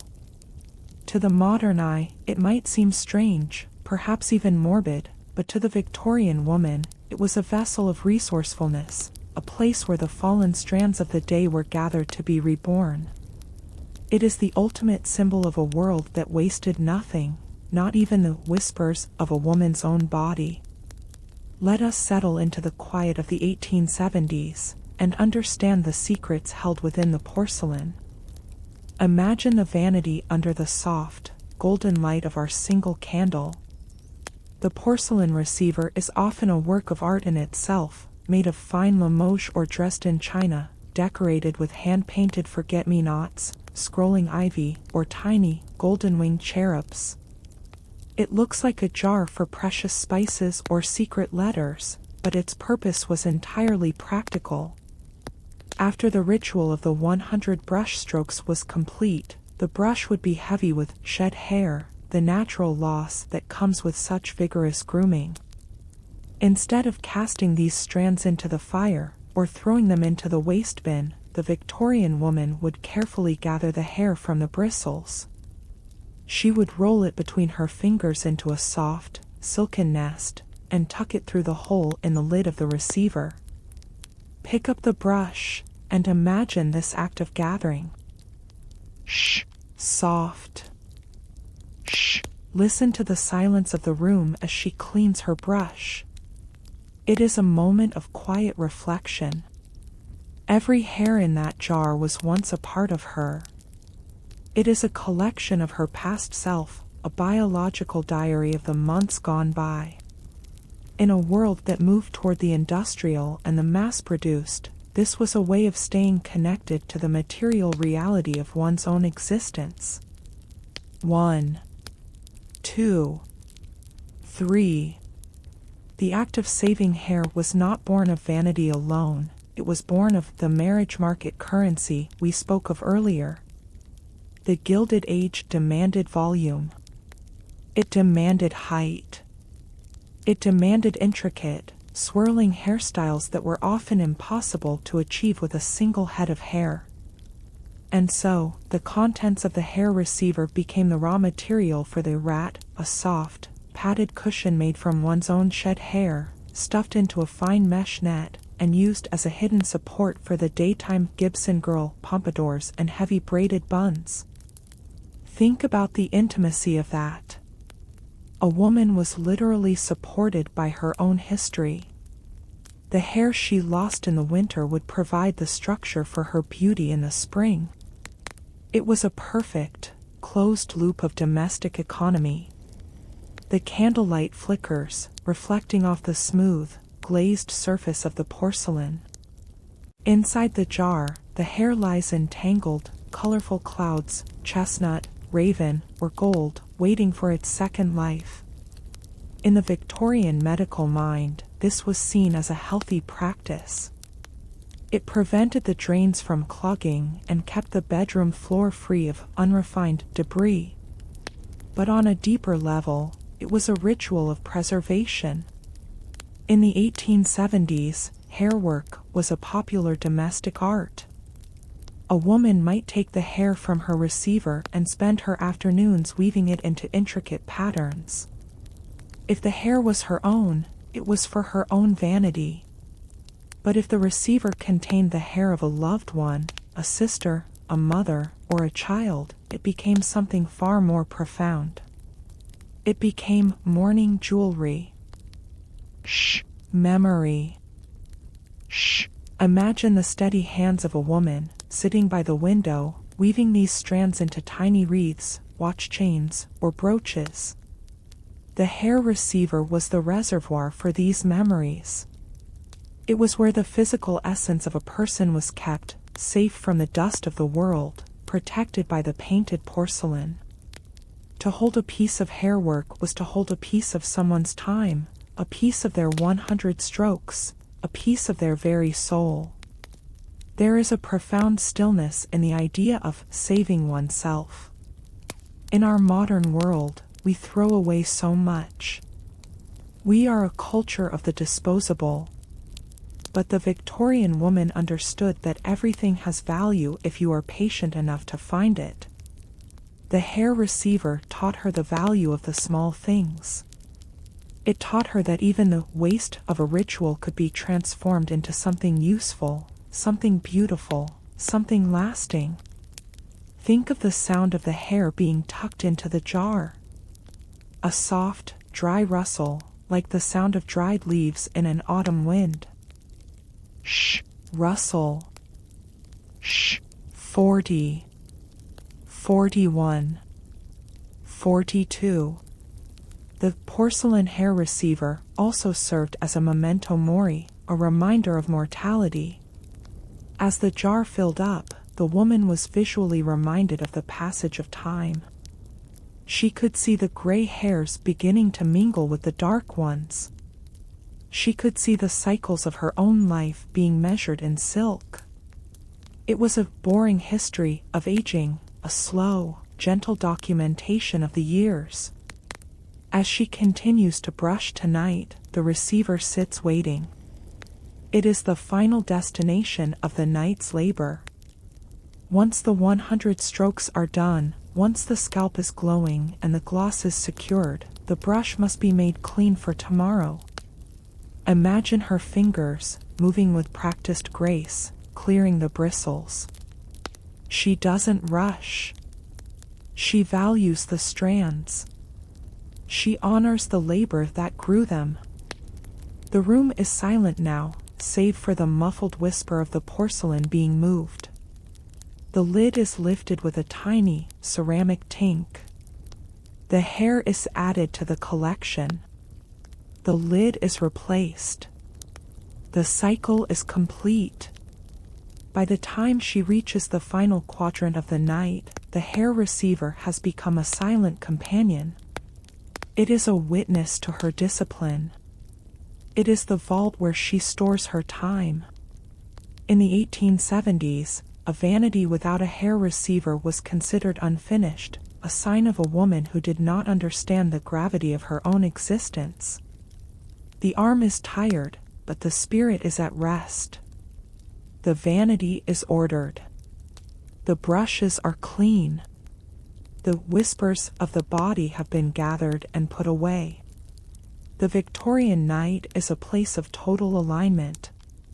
The final 10 strokes are like the closing of a book.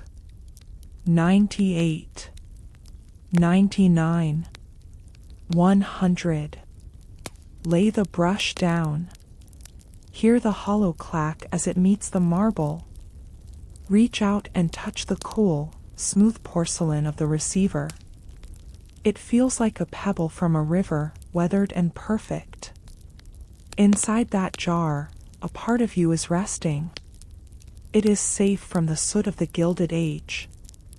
It is safe from the medical gaze. It is just there, a soft, silent cloud of your own making. Blow out the candle now. Let the darkness claim the porcelain and the silk. The forget-me-nots on the jar fade into the shadows. The cherubs vanish. Only the stillness remains. You have gathered your day. You have saved your history. You have prepared for tomorrow. Sleep now. Let the memories and the materials drift into the deep, dark sea of the 19th century. Your beauty is stored, your work is done, and your mind is quiet. You are safe. You are complete. You are at peace. Sleep. Sleep. Sleep. From the porcelain hair receiver on the vanity, we move into a realm where the physical and the spiritual intertwine. Tonight, we explore woven memories, mourning art, the delicate, melancholic practice of transforming human hair into intricate jewelry and memorial wreaths. In the 1870s, hair was not just a symbol of life, it was the only part of a person that remained unchanged after they were gone. It was the ultimate relic, a piece of a loved one that could be touched, braided, and worn close to the heart long after the candle of their life had flickered out. Let us settle into the quiet, somber beauty of the Victorian night, and understand the art of remembering. Imagine a room draped in heavy black crepe, illuminated by the low glow of a single lamp. On a small table, a woman sits with fine tweezers, silk threads, and a collection of hair. To the modern world, the idea of wearing jewelry made of hair might seem unsettling, but in the 19th century, it was an act of the deepest devotion. It was a way to defy the finality of death. While flowers wither and photographs fade, hair remains, resilient, lustrous, and eternal. This was the boring history of grief, the slow, patient labor of weaving sorrow into beauty.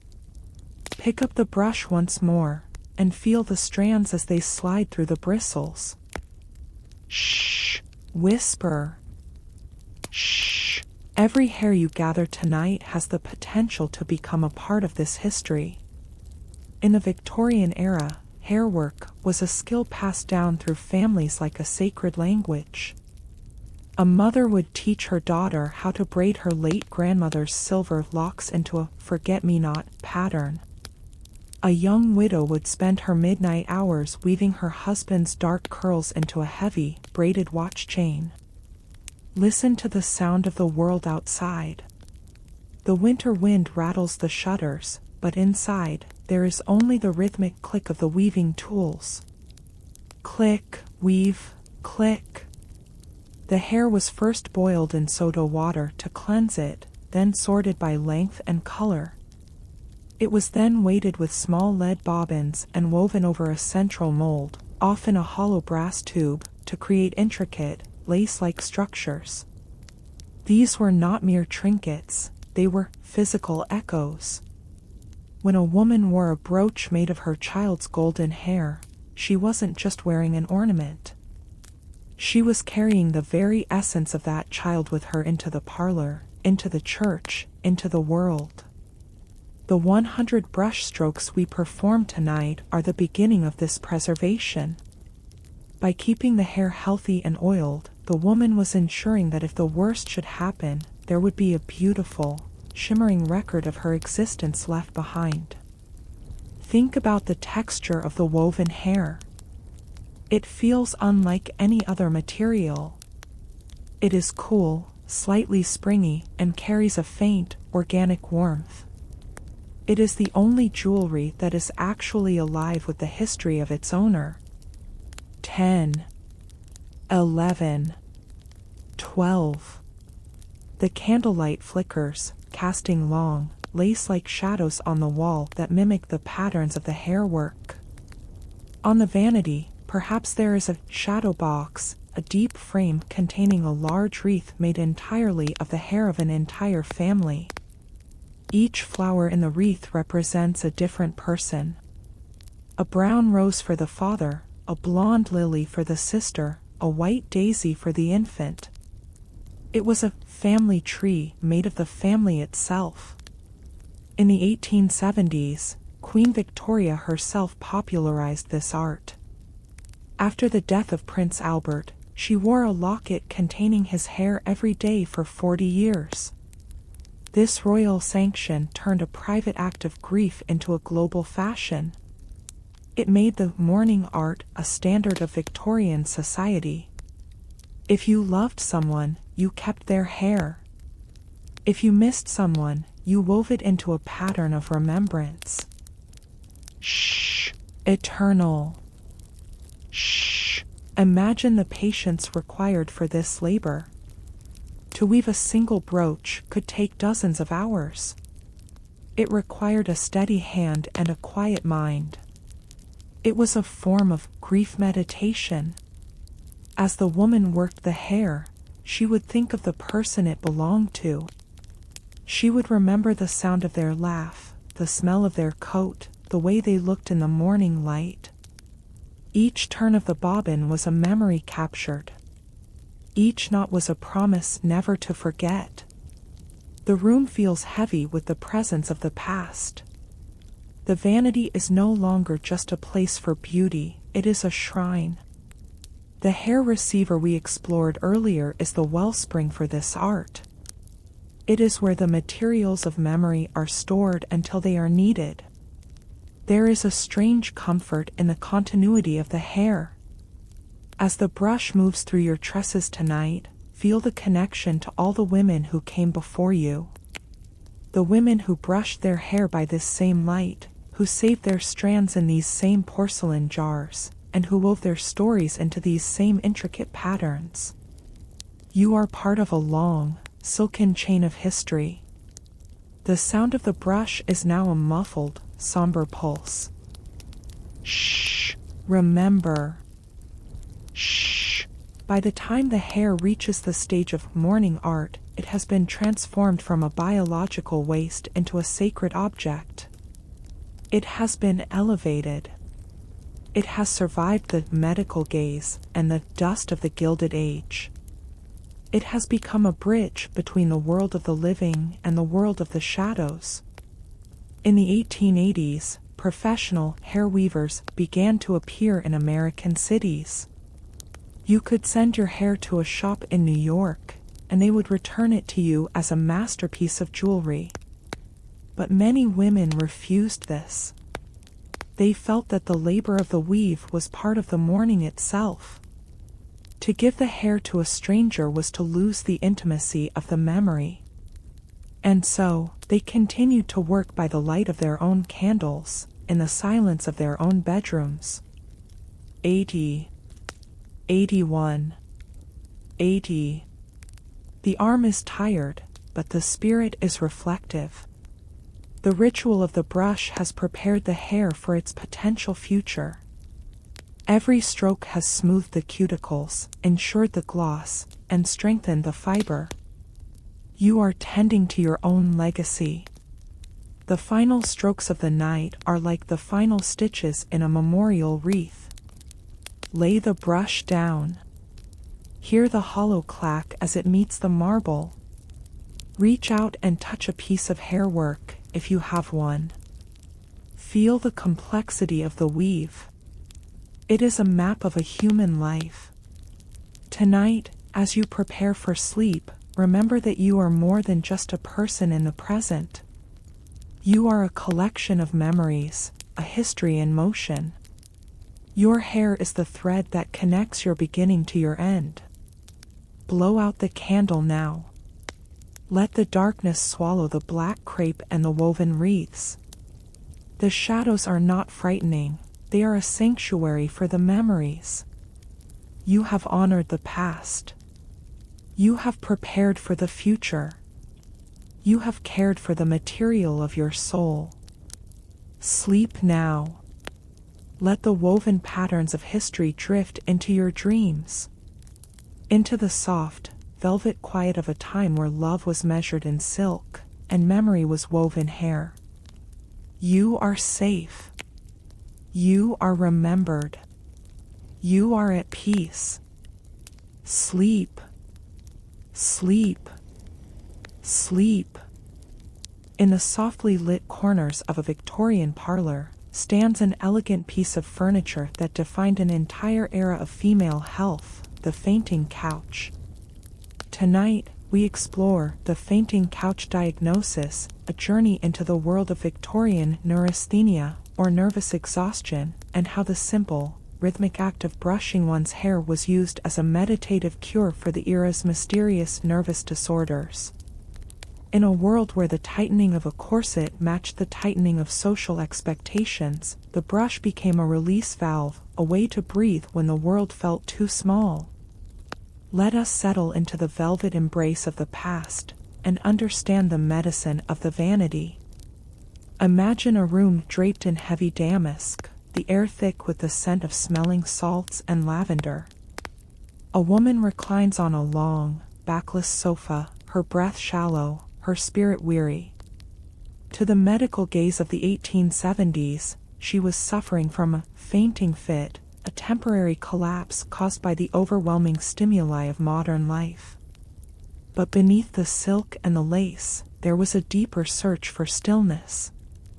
The fainting couch was not just a place for illness, it was a sanctuary for the overwhelmed. When the world became too loud, when the demands of family and society became a heavy fog, the Victorian woman was prescribed rest. But it was not a hollow rest. It was a rest filled with the rhythm of the self. Pick up the brush and feel its steady weight. Shh. Release. Shh. The act of brushing the hair was the primary treatment for these nervous tremors. Doctors believed that the scalp held the electrical junctions of the female soul. By applying the firm, repetitive pressure of the boar bristles, she was literally grounding her own anxiety. Every stroke was a message to the racing heart to slow down. Every movement of the arm was a way to pump the stagnant energy out of the mind and back into the physical body. Listen to the muffled, hypnotic pulse of the brush. It is the sound of a nervous system finding its center. Shh. Calm. Shh. 1, 2, 3. The motion is like a pendulum. Imagine sitting not on a fainting couch, but on the edge of your bed, lit only by a dying ember in the fireplace. The brush begins at the nape of the neck, the very spot where the heavy weight of the hair, and the day's worries, have been pinned tight for 10 hours. As the bristles move, you can feel the physical uncoiling of the spirit. The diagnosis of the age was that women were too delicate for the world, but the ritual proved they were masters of their own internal silence. The candlelight flickers, casting long, drooping shadows that mimic the relaxed posture of the body. On the vanity, the silver-backed mirror reflects a face that is slowly changing. The tension in the brow is smoothing out. The clenched jaw is relaxing. The fainting is over, the healing has begun. In the 1870s, this was the boring history of mental health. There were no pills, no fast-acting sedatives. There was only time and the brush. A woman would spend 20 minutes in this trance, her arm moving with the precision of a machine but the grace of a dancer. It was a form of self-hypnosis. By the time she reached stroke 50, the room around her would seem to expand, the walls of her social cage would seem to thin, and she was finally, truly, alone with herself. Shh. Breathe. Shh. Think about the sound of the silence between the strokes. That tiny fraction of a second where the brush is lifted. In that silence, the anxiety of the marriage market or the dust of the Gilded Age has no home. It is a void of peace. The doctors of the era, like Silas Weir Mitchell, often prescribed the rest cure. They wanted women to be still and do nothing. But women knew better. They knew that total stillness was a prison, but rhythmic motion was freedom. Brushing the hair allowed them to satisfy the medical demand for rest while engaging in a deep, internal labor of restoration. It was a quiet rebellion against the fainting couch diagnosis. Imagine the sensation of the bristles pulling through the silk. It is a firm, tactile reminder that you are a physical being, made of skin and bone and hair, not just a collection of nervous vapors. This grounding was the true cure for the 19th century spirit. It brought the woman back to the earth, back to the solid reality of her own beauty and strength. The room feels heavy, but it is the heaviness of velvet, not the heaviness of grief. The scent of the candle wax is earthy and grounding. The medical gaze may have viewed the fainting woman with pity, but the woman at her vanity looks back with clarity. She is no longer fragile. She is focused. Every stroke of the 100 is a stitch in the fabric of her sanity. By the time she reaches the midpoint, the blood is flowing in a warm, steady stream toward the scalp, bringing with it a sense of profound well-being. The congested brain we spoke of earlier has been cooled. The nervous humors have been dispersed. 60, 61, 62. The sound of the brush is now the only clock in the world. Shh. Hush. Shh. By the time she reaches the final quadrant of the night, the fainting couch is forgotten. She does not need to recline. She is sitting tall, her shoulders relaxed, her head held high under the weight of her shining tresses. The diagnosis has been refuted by the ritual. She has proven that her nerves are not a weakness, but a source of deep, internal rhythm. The arm is tired, but it is the fatigue of a marathon runner near the finish line. It is a triumphant tiredness. The neurasthenia has been brushed out of the strands and left in the shadows of the room. The hair is now a shimmering armor of health, glowing with the natural oils that symbolize a body in balance. The final 10 strokes are like a long, slow exhale. Lay the brush down. Hear the finality of the clack against the wood. The treatment is complete. The vanity is now a temple of stillness. Run your fingers through your hair.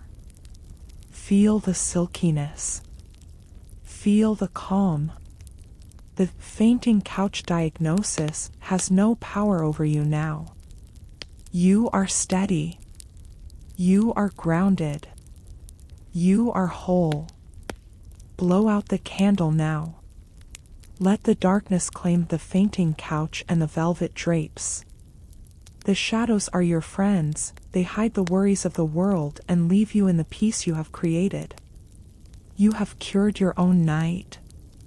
You have found your own center. You have mastered the geometry of your soul. Sleep now. Let the rhythms of the brush guide your heart into the deep, dark sea of rest.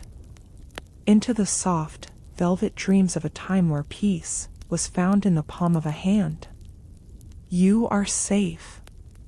You are strong. You are at peace. Sleep. Sleep.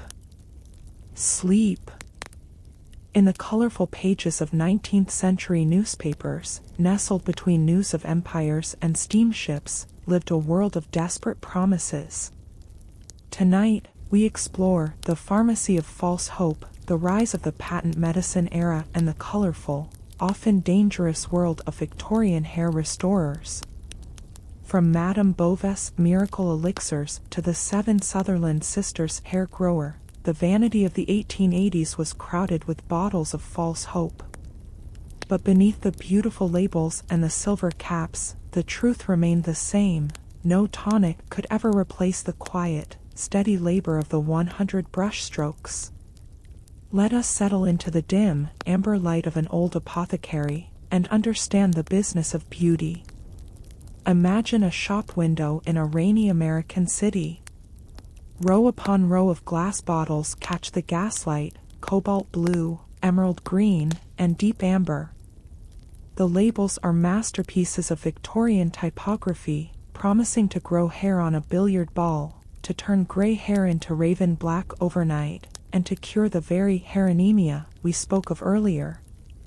These bottles were the pharmacy of false hope. They were the first wave of a consumer culture that promised beauty in a bottle, rather than through the discipline of the hand. For the Victorian woman, these tonics were a constant temptation. The pressure to maintain the marriage market currency and the social ledger of gloss was so immense that any shortcut seemed worth the cost. But many of these elixirs contained lead, arsenic, or heavy concentrations of alcohol. They promised life to the hair but often brought destruction to the scalp. Pick up the brush and feel the honest weight of it. Truth. Unlike the tonics in the amber bottles, the brush does not lie. It does not promise a miracle in a week. It promises a slow, steady improvement over a lifetime. As you move the bristles through the strands, you are engaging in a reality that no Seven Sutherland Sisters tonic could ever replicate. You are providing the blood flow, the sebum, and the cleanliness that only physical labor can produce. Listen to the muffled rasp of the brush. It is the sound of an honest ritual in an age of deception. Real. The motion is steady. Imagine the woman at her vanity, looking at a small bottle of Barry's trichophorus. She wonders if she should apply it before she begins her strokes. The advertisement promised her that the tonic would awaken the dormant follicles. But as she feels the warmth of her scalp rising from the friction of the brush, she realizes that she is already awakening them. She is her own apothecary. Her arm is the engine of her health. The candlelight flickers, casting long shadows that dance over the collection of bottles on the vanity. In the 1870s, the lack of regulation meant that anyone could put a label on a jar and call it a cure. It was a boring history of capitalism, the birth of the beauty industry. But here, in the silence of the bedroom, the woman is not a consumer. She is a practitioner. She is a guardian of the truth. 10, 11, 12. Think about the sound of the silence between the strokes. In that gap, the frantic whispers of the advertisements fade away. Grow hair in 10 days. The secret of the Orient. The extract of the Amazon. None of it matters here. The only thing that matters is the 90 strokes remaining. The only thing that matters is the silken feel of the hair as the natural oils are redistributed. The pharmacy of false hope thrived on the fear of aging and the fear of social failure. But the ritual of the brush thrives on the acceptance of time. It acknowledges that beauty is a process, not a product. It recognizes that the 100 strokes are a conversation between the body and the spirit, a conversation that cannot be hurried by a silver-capped bottle. 20, 21, 22. The room feels heavy with the scent of the past, but it is a clean scent. Perhaps there is a bottle of bay rum or rosewater on the table, the few honest tonics of the era. They were simple, cooling, and refreshing. They didn't promise miracles, they only promised to make the ritual a little more pleasant. They were the supporting cast to the leading role of the brush. Authentic. As the bristles pull through the silk, think of the thousands of women who spent their hard-earned money on macassar oil, only to find that it stained their upholstery more than it helped their hair. The Victorian world was full of these miracles that turned into burdens. But the brush never demanded anything but your time. It never stained the linens. It never poisoned the blood. The rhythm is now a deep, internal pulse. The woman has moved past the temptation of the bottles. She has found her own vital force.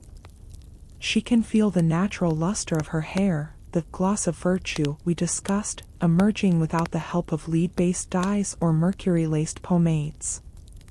It is a shimmer that is earned, not applied. The sound of the brush is now a confident, sweeping hush.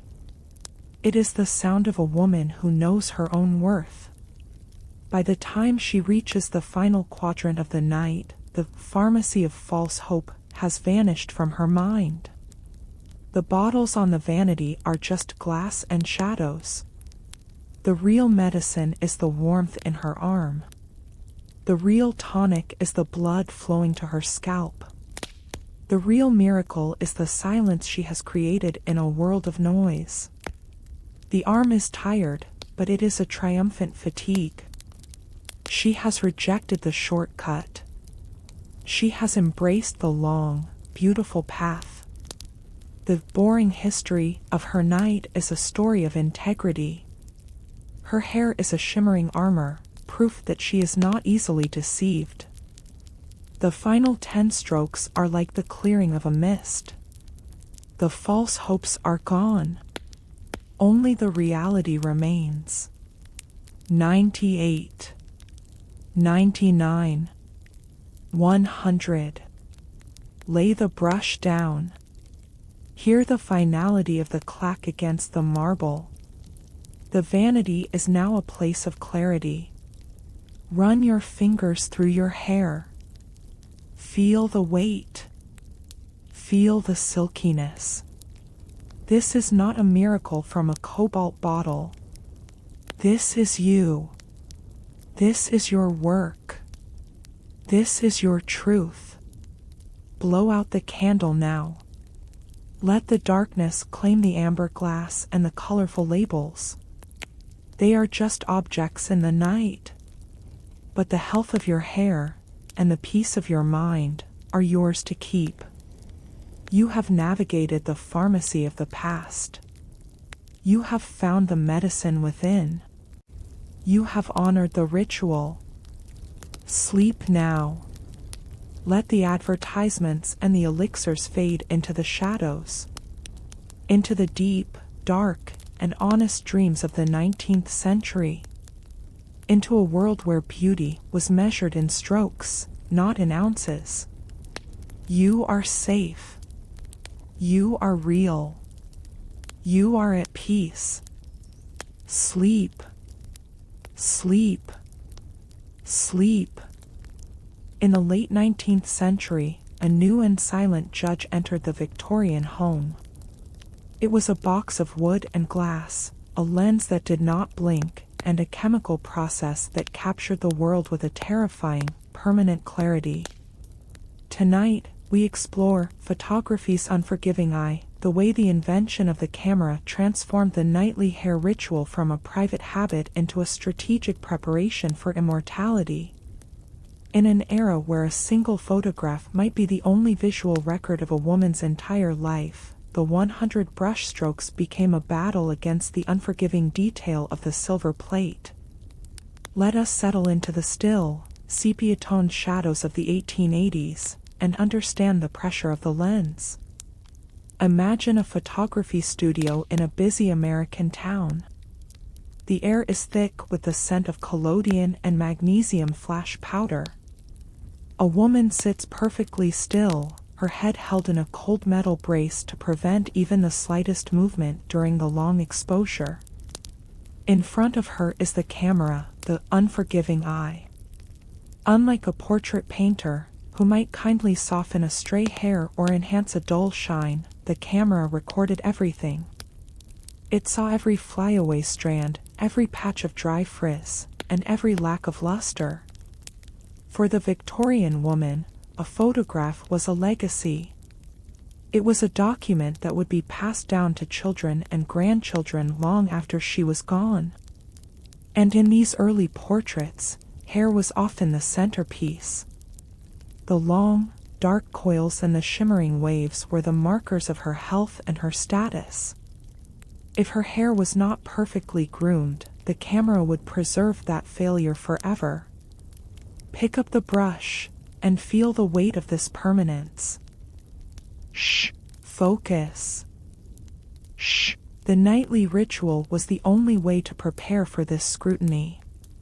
As you move the bristles through the strands tonight, imagine you are preparing for a portrait that will last a century. The camera's lens thrived on contrast and light.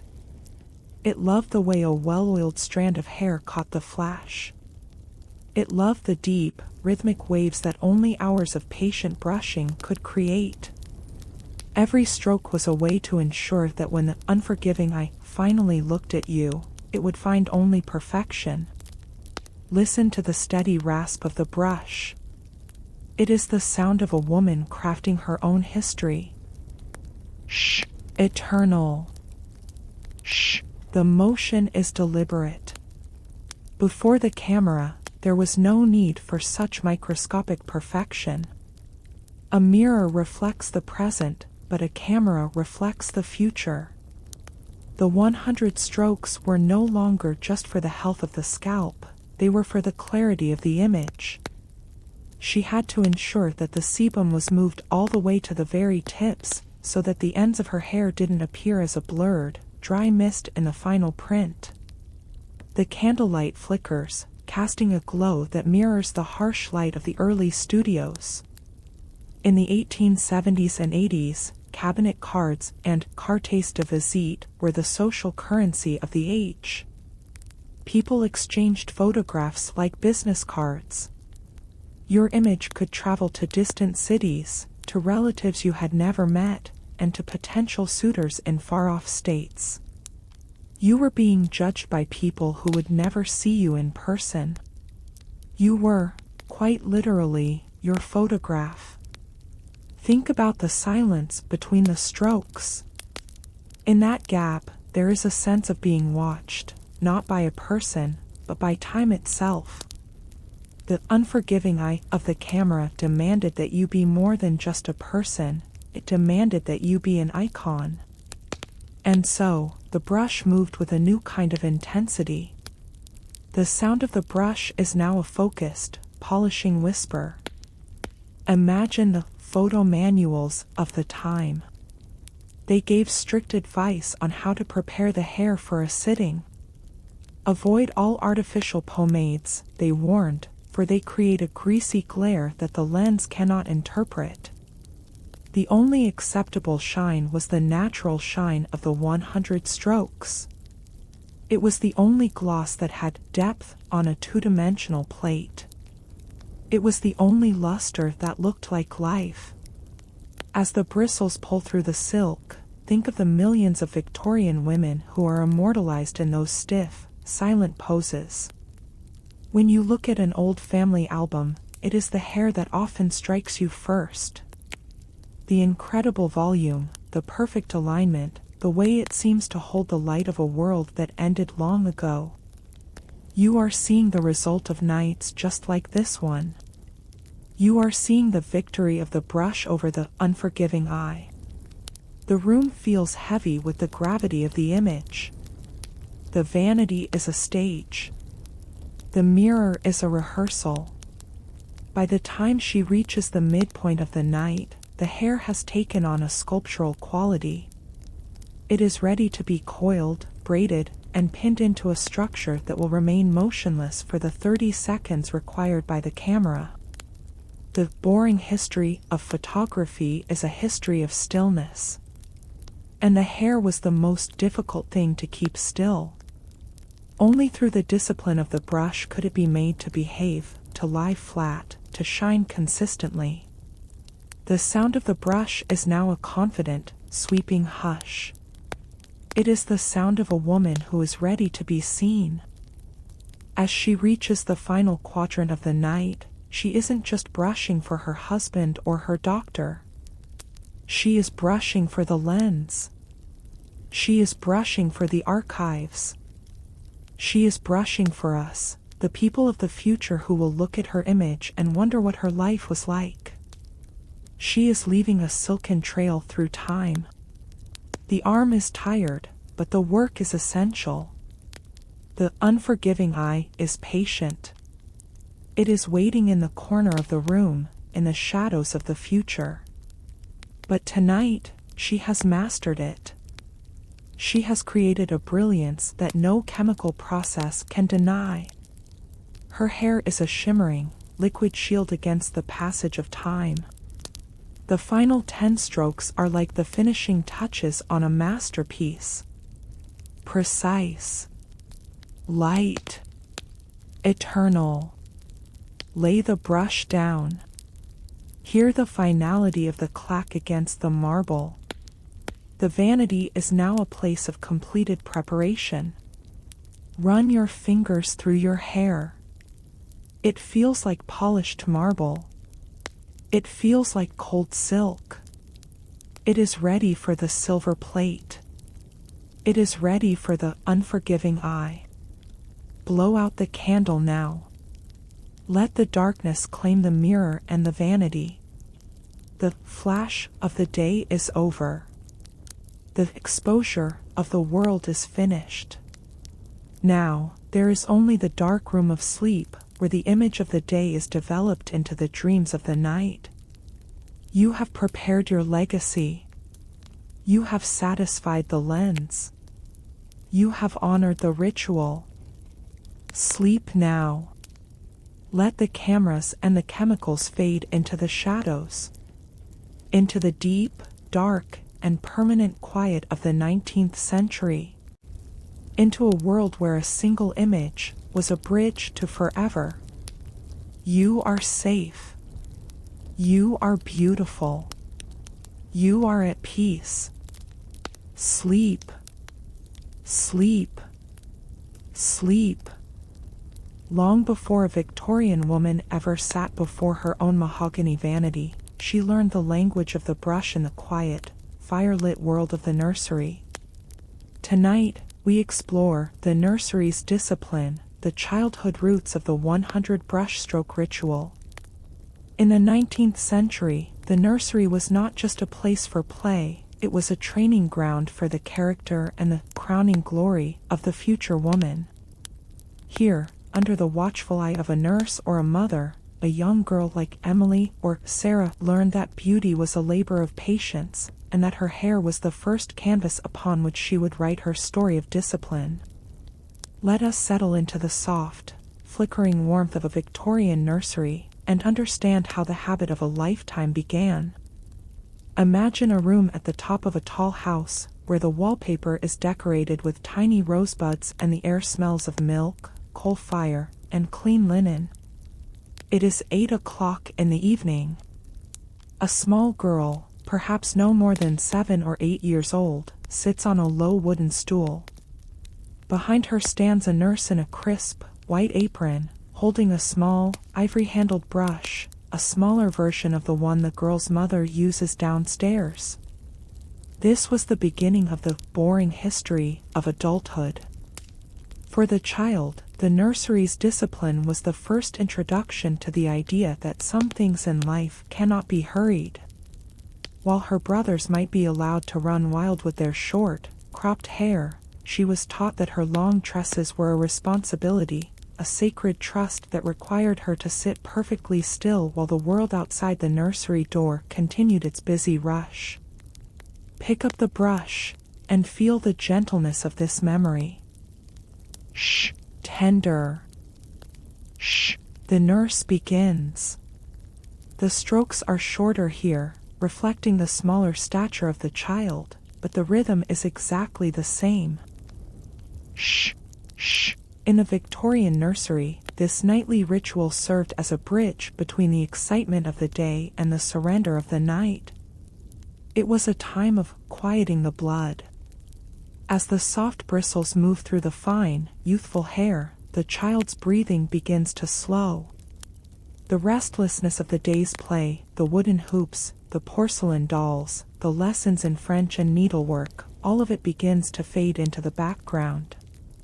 Listen to the muffled sound of the brush against the child's hair. It is the sound of a legacy being passed down. Shh, heritage. Shh, 1, 2, 3. In these early years, the counting was often done aloud by the nurse. 1, Emily, 2, Emily, 3. It was a lesson in mathematics, yes, but more importantly, it was a lesson in submission. The child had to learn to yield her head to the brush. She had to learn that her crowning glory required her to be quiet, to be calm, and to be obedient.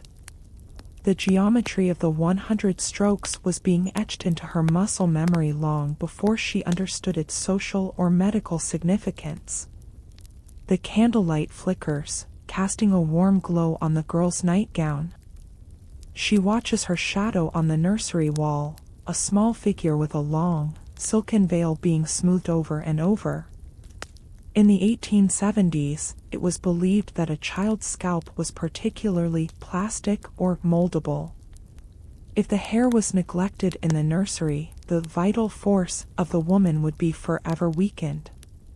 And so, the nurse worked with a professional intensity, ensuring that every knot of the day's mischief was removed with a gentle but firm hand. Think about the sound of the silence in the nursery. In that gap, the girl learns the value of her own thoughts. Without the distractions of the modern world, the 15 minutes spent under the brush became her first experience with meditation. She would stare into the embers of the fire and imagine the woman she would one day become. She would see her mother downstairs, surrounded by the social ledger of gloss, and realize that this nightly labor was the price of entry into that world. The nursery's discipline was also a lesson in hygiene and survival.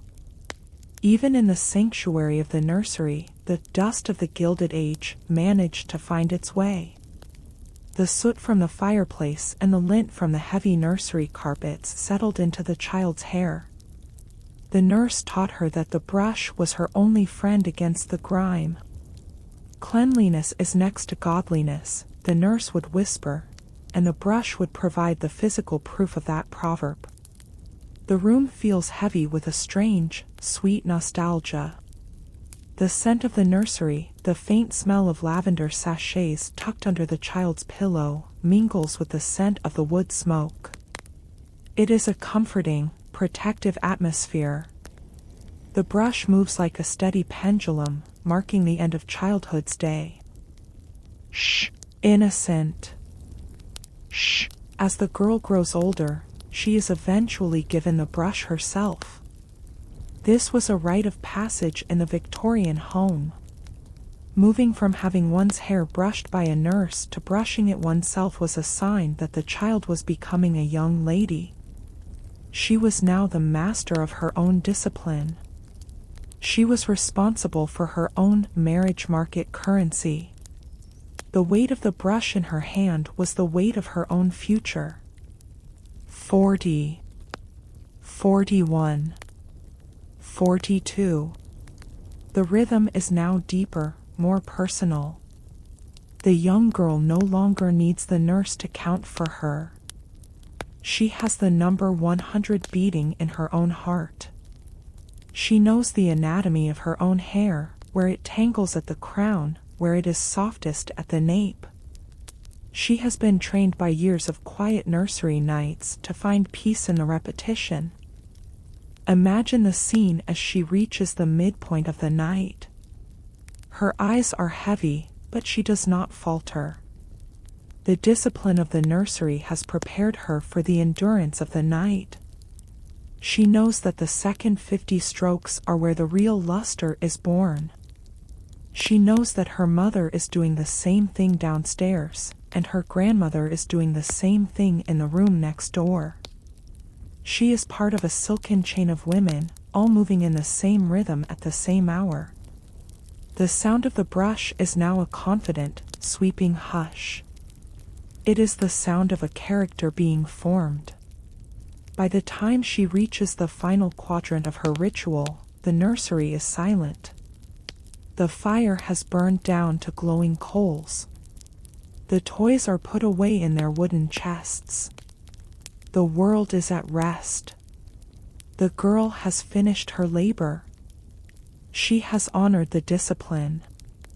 The arm is tired, but it is a familiar fatigue. It is the fatigue of a lesson well learned. Her hair is now a shimmering, liquid halo, ready for the nightcap and the pillow. The nursery's discipline has transformed the wildness of a child into the serenity of a lady. The final 10 strokes are light and airy, like the kiss of a mother on a forehead. Lay the brush down. Hear the soft thud as it meets the nursery table. The ritual is complete. The girl is ready for sleep. Run your fingers through your hair. It feels like the hair of that child you once were. It feels pure and protected. The discipline of the nursery remains within you. Blow out the candle now. Let the darkness claim the rosebuds and the rocking horse. The shadows are a warm blanket, shielding the innocence of the night. You have done your duty. You have cared for your crowning glory. Sleep now. Let the memories of the nursery and the steady rhythm of the brush guide you into the deep, dark sea of rest. Into the soft, velvet dreams of a time where discipline was the ultimate expression of love. You are safe. You are cared for. You are at peace. Sleep. Sleep. Sleep. Beyond the cobblestone streets of New York and the foggy alleys of London, the Victorian hairbrush traveled to distant, sun-drenched horizons. Tonight, we explore the colonial reflection, the fascinating intersection where the rigid rituals of the West met the ancient traditions of the East and the South. In the 1870s and 80s, as empires expanded, so did the 100 brushstroke mandate. We step into the bungalows of India, the villas of the Caribbean, and the outposts of the Pacific, to see how the boar bristle brush clashed and merged with coconut oils, exotic spices, and the heavy, humid air of the colonies. It was a time when beauty became a tool of empire, a silent reflection of a global order. Let us settle into the warm, tropical shadows of the 19th century and understand the world through the brush. Imagine a wide, shaded veranda in a colonial estate, perhaps in Bengal or the islands of the West Indies. The air is thick, not with the dry heat of a Victorian parlor, but with a heavy, fragrant humidity that smells of jasmine, damp earth, and distant sea salt. Inside, a woman sits before a vanity carved from local teak or mahogany, but the tools atop it are purely Western. The silver-backed brush and the ivory comb have traveled thousands of miles across the oceans, carrying with them the nursery's discipline of a far-off home. In the colonies, the hair was more than just a crowning glory, it was a symbol of civilization. For the colonial woman, maintaining the 100 strokes in the midst of a jungle or a desert was an act of defiance. It was a way to hold on to her identity, to prove that the heat and the wildness of the tropics could not break her discipline. Every stroke was a link to the life she left behind, a rhythmic pulse of the West in the heart of the East. Pick up the brush and feel the warmth of this distant history. Shh, horizon. Shh, the brush begins its work. But the sensation is different here. In the heavy humidity, the hair behaves differently. It is heavier, more prone to frizz and tangles. The boring history of the colonies was a history of adaptation. The woman realizes that the boar bristles alone are not enough to combat the intense sun.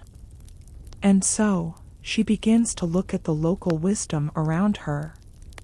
She sees the local women, whose hair is like a dark, shimmering river, even longer and thicker than her own. She learns of the cold-pressed coconut oil, the amla, and the hibiscus extracts that have protected their hair for thousands of years. Slowly, the pharmacy of false hope is replaced by the pharmacy of the earth. She begins to apply a drop of coconut oil before she begins her strokes. It is a moment of cultural merging. The Western brush meets the Eastern oil. Listen to the sound of the bristles moving through the oiled silk. It is a lush, tropical whisper. Shh, monsoon. Shh, the motion is steady, but the pace is slower to accommodate the heat. In the 1870s, many colonial manuals for lady residents emphasized that hair care was the most difficult task of the day. They warned that the colonial climate was an enemy to the social ledger of gloss. To maintain that required sheen in the salt air, or the dry dust of the plains required double the effort. And so, the 100 strokes often became 200. The ritual expanded to meet the vastness of the landscape. The candlelight flickers, casting shadows that seem to dance with the tropical palms outside. On the vanity, the porcelain hair receiver sits next to a bowl of local orchids. The contrast is a colonial reflection. The order of the brush trying to organize the chaos of the jungle. In these distant outposts, the act of brushing hair was often a shared silence between the mistress and her local aya or maid. Just as we saw in The Maid's Tale, there was an invisible labor here, but it was compounded by the complexity of empire. The aya's hands, which knew the secrets of the ancient oils, would guide the western brush. In that quiet hour, the boundaries of the empire would soften. There was no politics, no rebellion, no hierarchy, only the shared language of the silk. Think about the silence between the strokes. In that gap, you can hear the sounds of the night, the chirping of cicadas, the distant call of a night bird, the rustle of the fan overhead. The bedroom is no longer a closed-off sanctuary, it is part of a larger, breathing world. The medical gaze of the London doctors seems very far away now. Here, the hair is cared for not because of a diagnosis, but because of a connection to the sun and the soil. As the bristles pull through the strands, think of the thousands of women who travel to the corners of the world with nothing but a trunk and a hairbrush. From the Australian outback to the African veldt, the brush was a constant companion. It was a piece of home that could be held in the hand. It was a tool that allowed them to create a sense of normalcy in a world that was entirely foreign. The room feels heavy with the scent of the tropics, the smell of rain on hot dust, and the sweet, cloying fragrance of frangipani. It is a sensory journey. The brush moves like a steady pendulum, marking the end of a colonial day. The tension of being a stranger in a strange land begins to melt away. Shh, wanderer. Shh. The colonial reflection also changed the hair itself. The exposure to the intense light often lightened the tresses, creating sun-kissed highlights that were unknown in the grey streets of London. When these women eventually returned to the West, they brought with them a new kind of beauty, a glow that reflected the vastness of the empire. They brought back the oils and the spices that would eventually transform the Western beauty industry. Imagine the scene as she reaches the midpoint of the night. Her eyes are heavy, lulled by the humid warmth.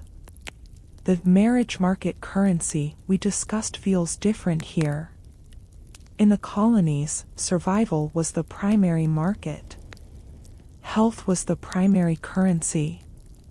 And the hair, shining with both boar bristle polish and local oil, was the ultimate proof of a life that had thrived in the sun. The sound of the brush is now a confident, sweeping hush. It is the sound of a woman who has found balance. By the time she reaches the final quadrant of her ritual, the tropical night is in full bloom. The moon is bright, casting a silver reflection over the veranda. The world is at rest. The colonial woman has finished her labor. She has honored both her history and her new home. The arm is tired, but it is a rhythmic, satisfying fatigue. Her hair is now a shimmering, liquid halo of bronze and gold.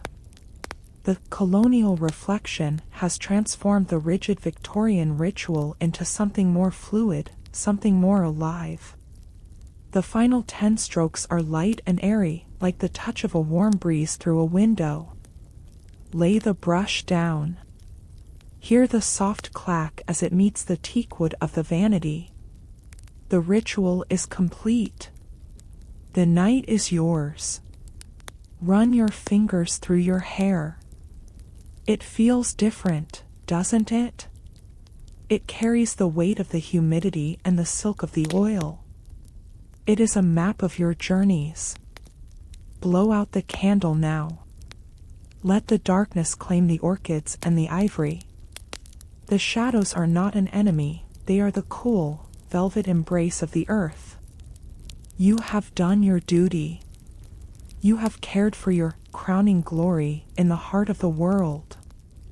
Sleep now. Let the memories of the distant sun and the steady rhythm of the brush guide you into the deep, dark sea of rest. Into the soft, velvet dreams of a time where the world was as vast and as shimmering as a woman's hair. You are safe. You are a traveler. You are at peace. Sleep. Sleep. Sleep.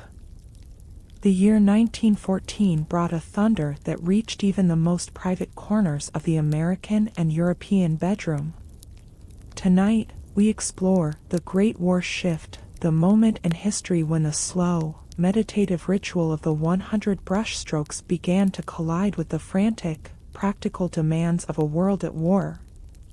As women stepped out of the parlor and into the factories, hospitals, and fields, the crowning glory of the Victorian era faced its greatest challenge.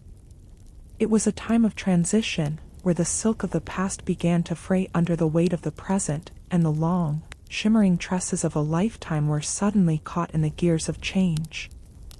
Let us settle into the darkening shadows of the early 20th century, and understand the end of an era. Imagine a room in 1915. The mahogany vanity is still there, and the silver-backed brush still catches the light of the candle, but the atmosphere has shifted. There is a new sound outside the window, not the clip-clop of horses, but the hum of engines and the distant, urgent call of a world in crisis. For the woman sitting at the glass, her hair is no longer just a marriage market currency or a social ledger of gloss. It is becoming a burden. In the factories of the Great War, long hair was a danger. It could be caught in the spinning looms or the heavy presses. In the hospitals near the front lines, nurses found that they simply did not have the 15 minutes required for the nursery's discipline. The war demanded speed. It demanded utility. And yet, as she picks up her brush tonight, she clings to the ritual, because it is the last piece of the world she used to know. Pick up the brush, and feel the gravity of this change. Shh. Transition. Shh. The brush begins its work. But notice the tension in the hand. The strokes are just as long, but they feel more precious now. Every pull of the bristles through the silk is a way of saying, not yet. Not yet to the short, practical bobs of the future. Not yet to the loss of the quiet Victorian night. Listen to the sound of the brush. It is a haunting, persistent whisper. Shh. Goodbye. Shh. In 1916, the medical gaze we discussed earlier began to change its focus. Doctors were no longer prescribing the 100 strokes for neurasthenia. Instead, they were writing about the efficiency of the working woman. They argued that long hair was unhygienic in the trenches of daily labor. They suggested that the time spent at the vanity could be better spent at the bandage rolling table or the munitions line. The boring history of the night was being overwritten by the urgent history of the day. The candlelight flickers, casting a shadow on the wall that looks shorter, sharper. On the vanity, the porcelain hair receiver is still there, but it is filling up faster. The stress of the war, the telegrams, the rationing, the empty chairs at the dinner table, is taking its toll on the hair bulbs. The vital force of the Victorian woman is being spent on survival, not on luster. Think about the silence in the room tonight. It is a heavy, expectant silence. In that gap between the strokes, she thinks of her brother, or perhaps a suitor, who is thousands of miles away. She wonders if he remembers the way her hair looked by the light of a single candle. She realizes that her crowning glory is a link to a piece that is rapidly vanishing. The brush is her only way to touch that piece one last time. As the bristles pull through the strands, think of the land girls and the munitionettes. They began to pin their hair up so tightly and hide it under such heavy caps that the sebum could not be distributed. The social ledger of gloss was being replaced by the badge of service. For many women, the war was the first time they felt the urge to cut it all off. To be free of the weight. To be ready for the new world. The room feels cooler tonight. The scent of the lavender is faint, replaced perhaps by the metallic smell of the city's new industries. The brush moves like a steady pendulum, but the clock it is marking is the countdown to the 1920s. The era of the flapper is waiting in the shadows, with her scissors and her jazz and her rejection of the 100 strokes. Imagine the scene as she reaches the midpoint of her strokes. 50. She stops for a moment and looks at the length of her hair in the mirror. It reaches her waist, a shimmering river of brown or gold. It has taken her 20 years to grow this history. It has taken thousands of nights like this one to create this gloss. And yet, she knows that the world she grew this hair for no longer exists. The war has burned it away. She picks up the brush again. 51. 52. 53. The sound of the brush is now a somber, rhythmic hush. It is the sound of an ending. By 1918, the shift was almost complete. The pharmacy of false hope had moved on to selling practical shampoos for the busy woman. The photography's unforgiving eye was now capturing images of women in uniforms, with their hair tucked away or shortened to the shoulder. The grand, sculptural updos of the Gilded Age were becoming relics of the past. The arm is tired, but the spirit is grieving. She knows that this might be one of the last years she performs this ritual with such long tresses. Soon, the bobbed hair revolution will sweep across America and Europe. Soon, the vanity will be replaced by the barber chair. The 100 strokes will become a boring history that grandmothers tell to children who don't have the patience to listen. But tonight she still has her hair. Tonight, she still has the brush. The final strokes are light and lingering, like the final notes of a sad song. Lay the brush down. Hear the hollow clack as it meets the wood. It is a sound that marks the end of a century of tradition. Run your fingers through your hair. Feel the silk. Feel the weight. It is a heavy, beautiful ghost of a world that is passing away. Blow out the candle now. Let the smoke rise into the darkness of 1917. The shadows are no longer a sanctuary, they are a boundary. On the other side of this night lies a different world, a faster world, a louder world, a shorter world. You have honored the past. You have cared for the glory of the Victorian night one last time. You are ready for the morning, whatever it may bring. Sleep now. Let the echoes of the Great War and the steady rhythm of the brush guide you into the deep, dark sea of rest. Into the soft, velvet dreams of a time that is slipping through your fingers like silk. You are safe. You are a witness. You are at peace. Sleep. Sleep. Sleep. The roaring 20s arrived with a sound of silver scissors, and the sudden, light feeling of a heavy weight falling to the floor. Tonight, we explore the bobbed revolution, the radical, defiant moment in the early 20th century when women across America and Europe decided to liberate their necks and their time from the 100 brushstroke mandate.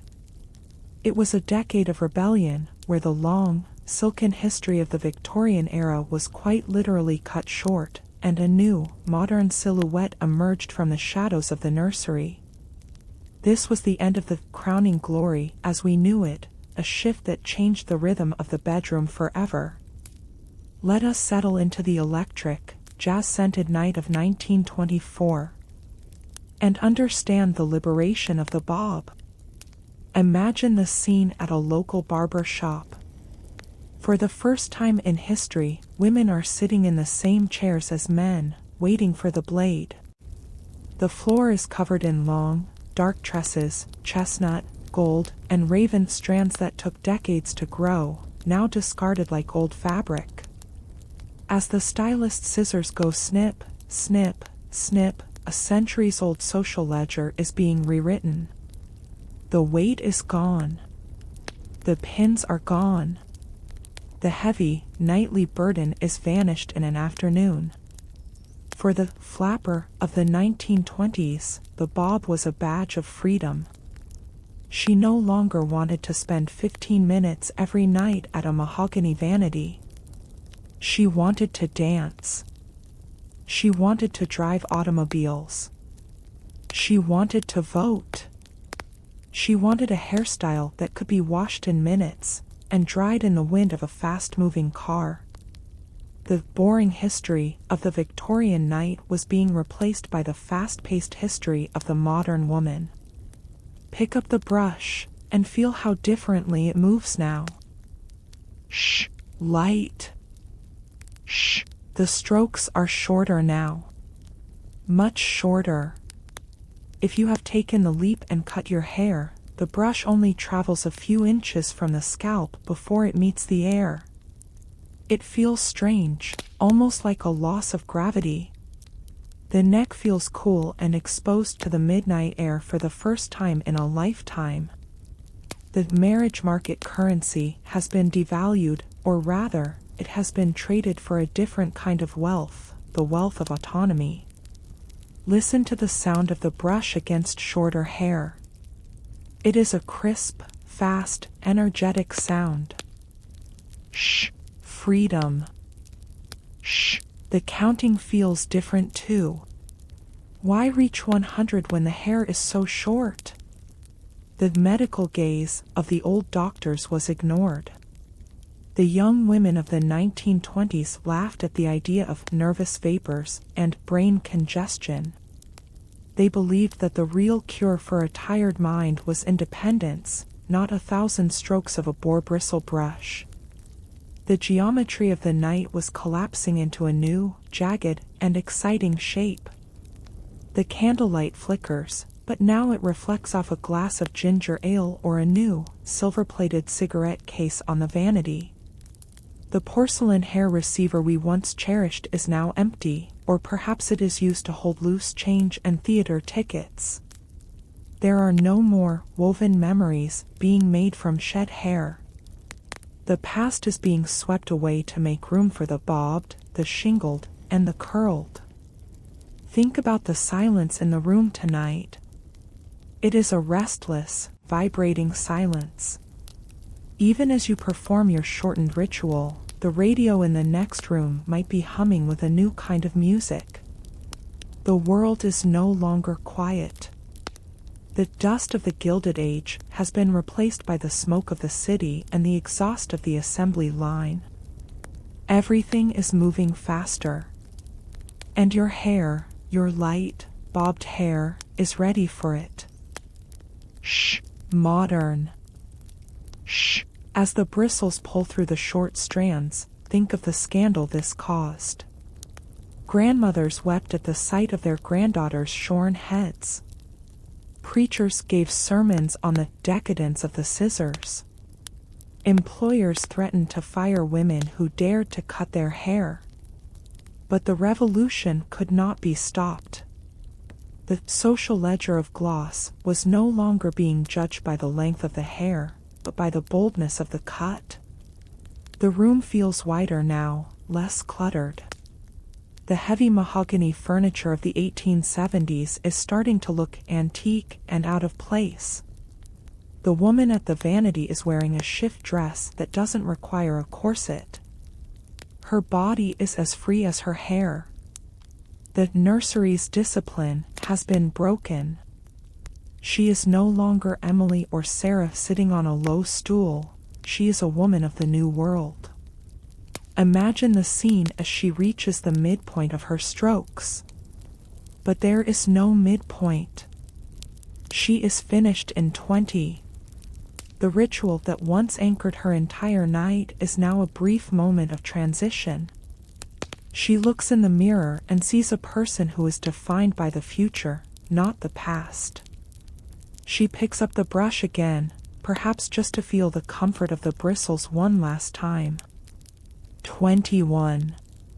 22. 23.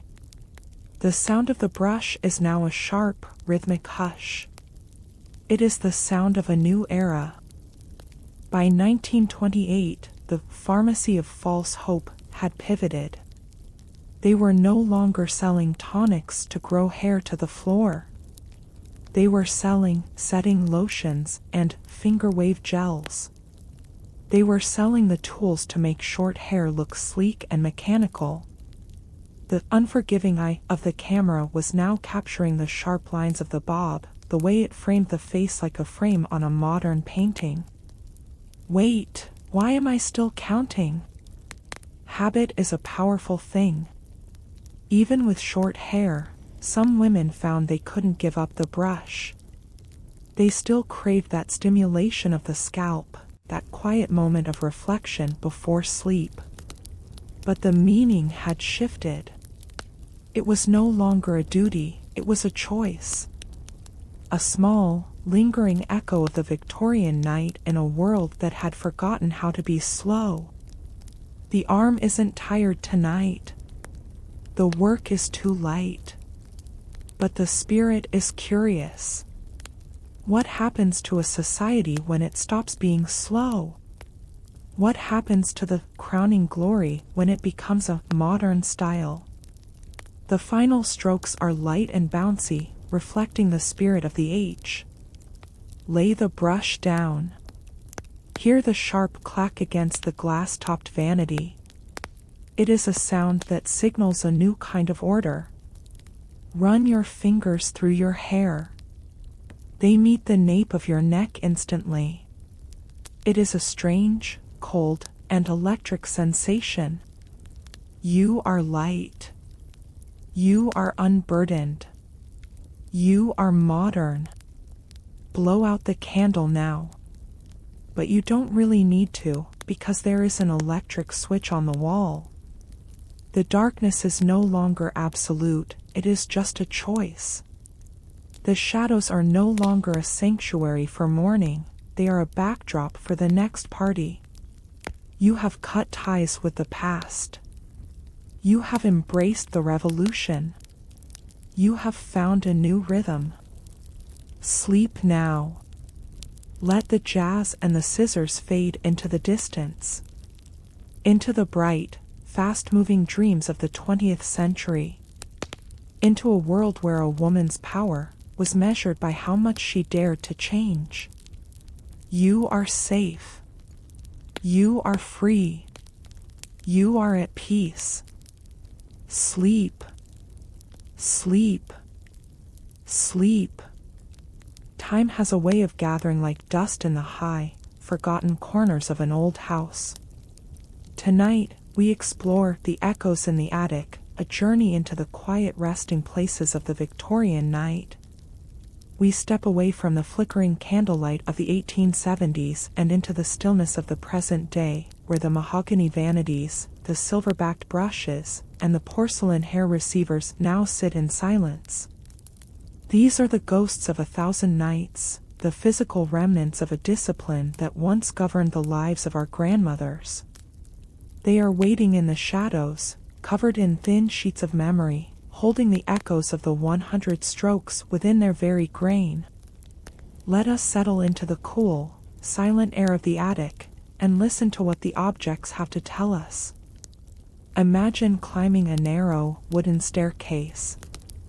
The air grows warmer and carries the scent of aged paper, cedar wood, and a faint, lingering trace of lavender. At the top, under the slanting roof, lies a world where time has stopped. There, in the corner, sits the vanity. Its once polished surface is now dull with the passage of decades, but the heavy mahogany still stands tall, a sturdy monument to a slower age. Open one of the small, side drawers. It moves with a slow, protesting creak. Inside, resting on a bed of yellowed lace, is the brush. Pick it up, and feel the weight of a century. Shh. Ancient. Shh. The silver back is tarnished now, a deep charcoal gray where it was once a brilliant mirror. But the boar bristles are still there. If you run your thumb across them, they still make that same rhythmic rasp. Click, clack, click. It is a sound that has survived wars, revolutions, and the arrival of the modern world. As you hold it, you aren't just holding a tool, you are holding a recording of a woman's life. This brush knew her secrets. It knew her worries. It was the only witness to her midnight reflections. Listen to the silence of the attic. It is a heavy, golden silence. Shh. Echo. Shh. Even here, in the stillness, the counting feels natural. Imagine the woman who last held this brush. Who was she? Perhaps she was the young girl from the nursery's discipline, now grown old. Perhaps she was the mistress who sat through the Great War shift. As she lay the brush down for the very last time, she didn't know it would be decades before it was touched again. She didn't know that her crowning glory would one day be a boring history for a new generation. The sunlight filters through a small, dusty window, casting long shadows of the vanity across the floorboards. Beside the brush, you find the porcelain hair receiver. The hand-painted forget-me-nots are still blue, but there is a tiny crack in the lid. Lift it. Inside, there is still a small, silken nest of hair, dark chestnut or perhaps a faded silver. This is the most intimate echo of all. It is a physical piece of someone who is long gone. It carries the DNA of a different century. It is a woven memory that never made it into a brooch or a locket. It is simply there, waiting in the dark. Think about the sound of the world outside this attic. The cars, the sirens, the digital signals flying through the air. But inside this room, none of that exists. The attic is a sanctuary from the present. It is a place where the social ledger of gloss and the marriage market currency have no value. Here, the only currency is memory. The medical gaze of the old doctors is gone. No one is prescribing rest cures or galvanic currents anymore. But as you stand here, holding the old brush, you realize that the medical wisdom of the past was right about one thing: we need the stillness. We need the rhythm. We need the 100 strokes to find our way back to ourselves. As you move the bristles through the air, think of the millions of vanities that were sold, broken, or burned as the world moved on. Think of all the silver brushes that were melted down for their metal. Every object that survives in an attic like this is a miracle of preservation. It is a survivor of the bobbed revolution. It is a testament to a time when things were built to last, and when people had the patience to keep them. The room feels heavy with a gentle, non-threatening sorrow. It is the sorrow of things being finished. But there is also peace. The vanity has done its work. The brush has completed its millions of strokes. They are at rest now. They have earned their place in the shadows. Imagine the hands that once moved in this same rhythm. Hands that were young, then old, hands that were tired, then still. As you brush your own hair tonight, you are echoing their movements. You are the living version of these attic ghosts. The rhythm of the brush is a bridge across time. It is a way to tell those women that they are not forgotten, that their invisible labor is finally being seen. The sunlight is fading now, and the attic is sinking into a deep, purple twilight. The shadows of the furniture stretch out like long, welcoming arms. The scent of the cedar wood becomes stronger in the cool evening air. It is time to leave the echoes behind. Imagine laying the silver brush back onto its bed of lace. You close the drawer softly. You replace the lid on the porcelain jar. You cover the vanity with its white sheet once more. The objects return to their sleep. The sound of your footsteps on the wooden stairs is the only noise in the house. You are descending back into the modern world. Back to the electric lights and the screens. But you are carrying something with you. You are carrying the stillness of the attic. You are carrying the weight of the mahogany and the silk of the old hair. By the time you reach your own bedroom, the echoes in the attic have become a part of your own ritual. You realize that your vanity is the next chapter in this history. One day, your brush will be an echo too.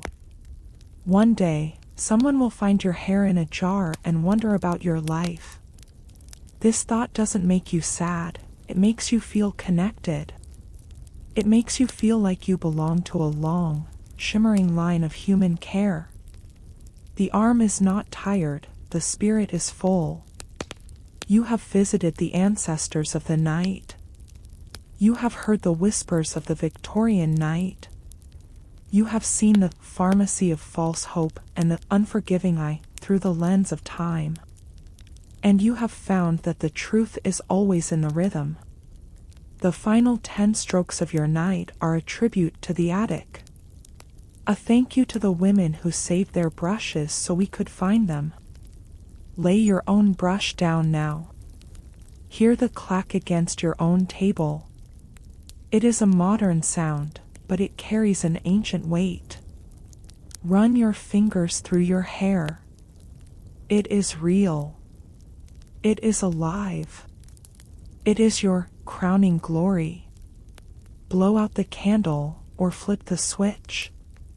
Let the darkness be a velvet curtain between you and the world. The echoes are quiet now. They are satisfied that they have been heard. Sleep now.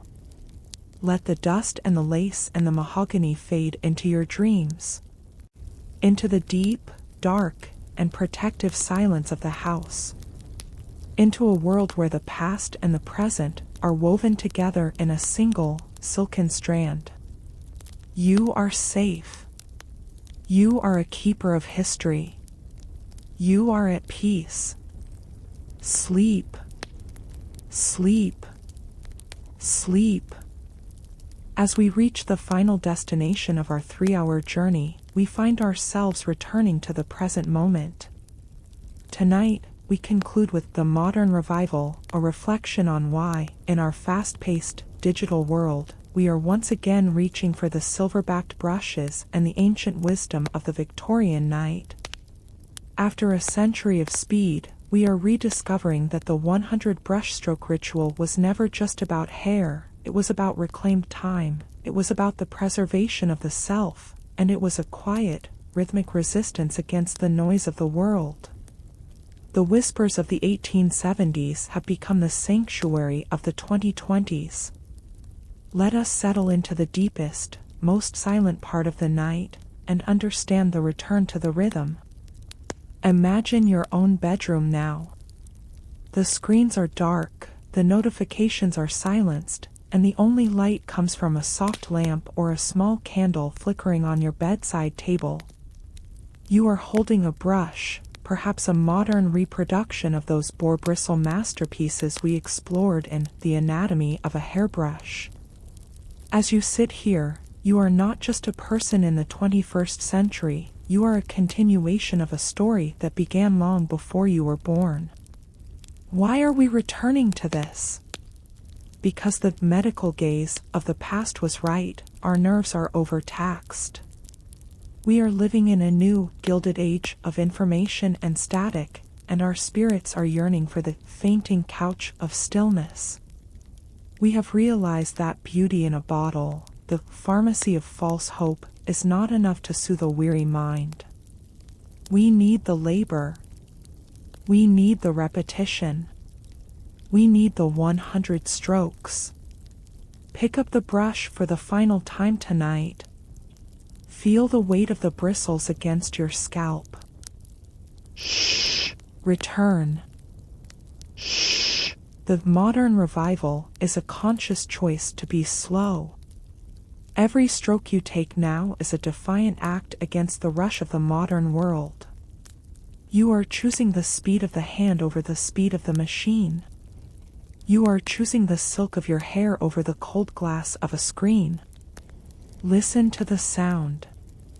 It is the same sound that Emily heard in the nursery. It is the same sound that Mary made while brushing her mistress's hair in the shadows. It is a sound that connects you to the millions of women who have sought peace at the vanity. The counting is no longer a chore, it is your anchor. In this final hour, the geometry of the night is perfect. The quadrants are balanced. The sebum has been distributed. The social ledger doesn't matter anymore, because there is no one left to judge you but the silence. You are brushing for your own survival, for the survival of your own peace. The candlelight flickers, and for a moment, the boundaries between the centuries seem to dissolve. You can almost feel the presence of the mahogany vanity, the porcelain hair receiver, and the woven memories of the past. They are not echoes anymore, they are a part of you. Your crowning glory is a living bridge. Think about the sound of the silence in your room tonight. It is a heavy, velvet silence, earned through 3 hours of history and rhythm. The dust of the Gilded Age has been cleared away. The unforgiving eye of the world's expectations has been closed. You are in the sanctuary of the modern revival.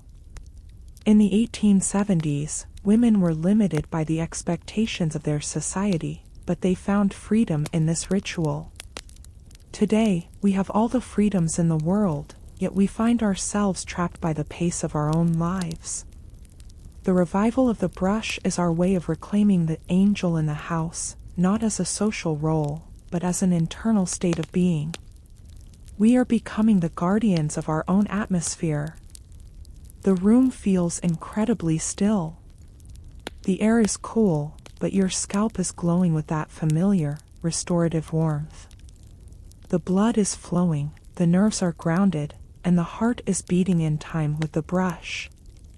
This is the end of the boring history of the Victorian night, but it is the beginning of your own deep rest. You have traveled through the marriage market currency, you have seen the colonial reflection, and you have witnessed the Great War shift. You have carried the torch of this ritual through the bobbed revolution and back into the light of the present. As you reach the midpoint of your final count tonight, pause. Feel the weight of your hair spreading across your shoulders. It is a heavy, comforting presence. It is your history, grown from your own body, nurtured by your own hand. You are a masterpiece of patience. Pick up the brush again. 51. 52. 53. The sound is now a soft, fading whisper. It is the sound of the story coming to an end. By the time you reach the final quadrant, the world outside has vanished. The cities, the factories, the echoes in the attic, they are all just dreams now. The only reality is the brush and the silk. You have achieved the gloss of virtue. You have balanced your nervous economy. The arm is heavy, drifting into a pleasant, numbing fatigue. The mind is a blank, white canvas of peace. The 100 strokes have done their work. The modern revival is complete. You are ready to join the women of the past in a deep, dark sea of sleep. The final 10 strokes are the lightest of your life. They are a farewell to the day. They are a welcome to the night. Lay the brush down for the last time. Hear the finality of the clack against the table. It is the sound of a journey completed. The vanity is ordered. The ritual is honored. The history is told. Run your fingers through your hair one last time. It is liquid. It is cool. It is perfect. Reach out and blow out your candle, or turn off your lamp. The darkness that follows is absolute, but it is not empty. It is filled with the peace you have built over these 3 hours. The shadows are not cold, they are a soft, velvet embrace, protecting you from the light of the morning. You have navigated the 19th century. You have found your way back to the present. You have secured your rest. Sleep now. Let the geometry, the anatomy, and the echoes fade into the darkness. Into the deep, silent, and restorative dreams of all the women who ever held a brush. Into the long, silken history of the night. You are safe. You are beautiful. You are at peace. Goodbye. For now. And may your dreams be as shimmering as your crowning glory.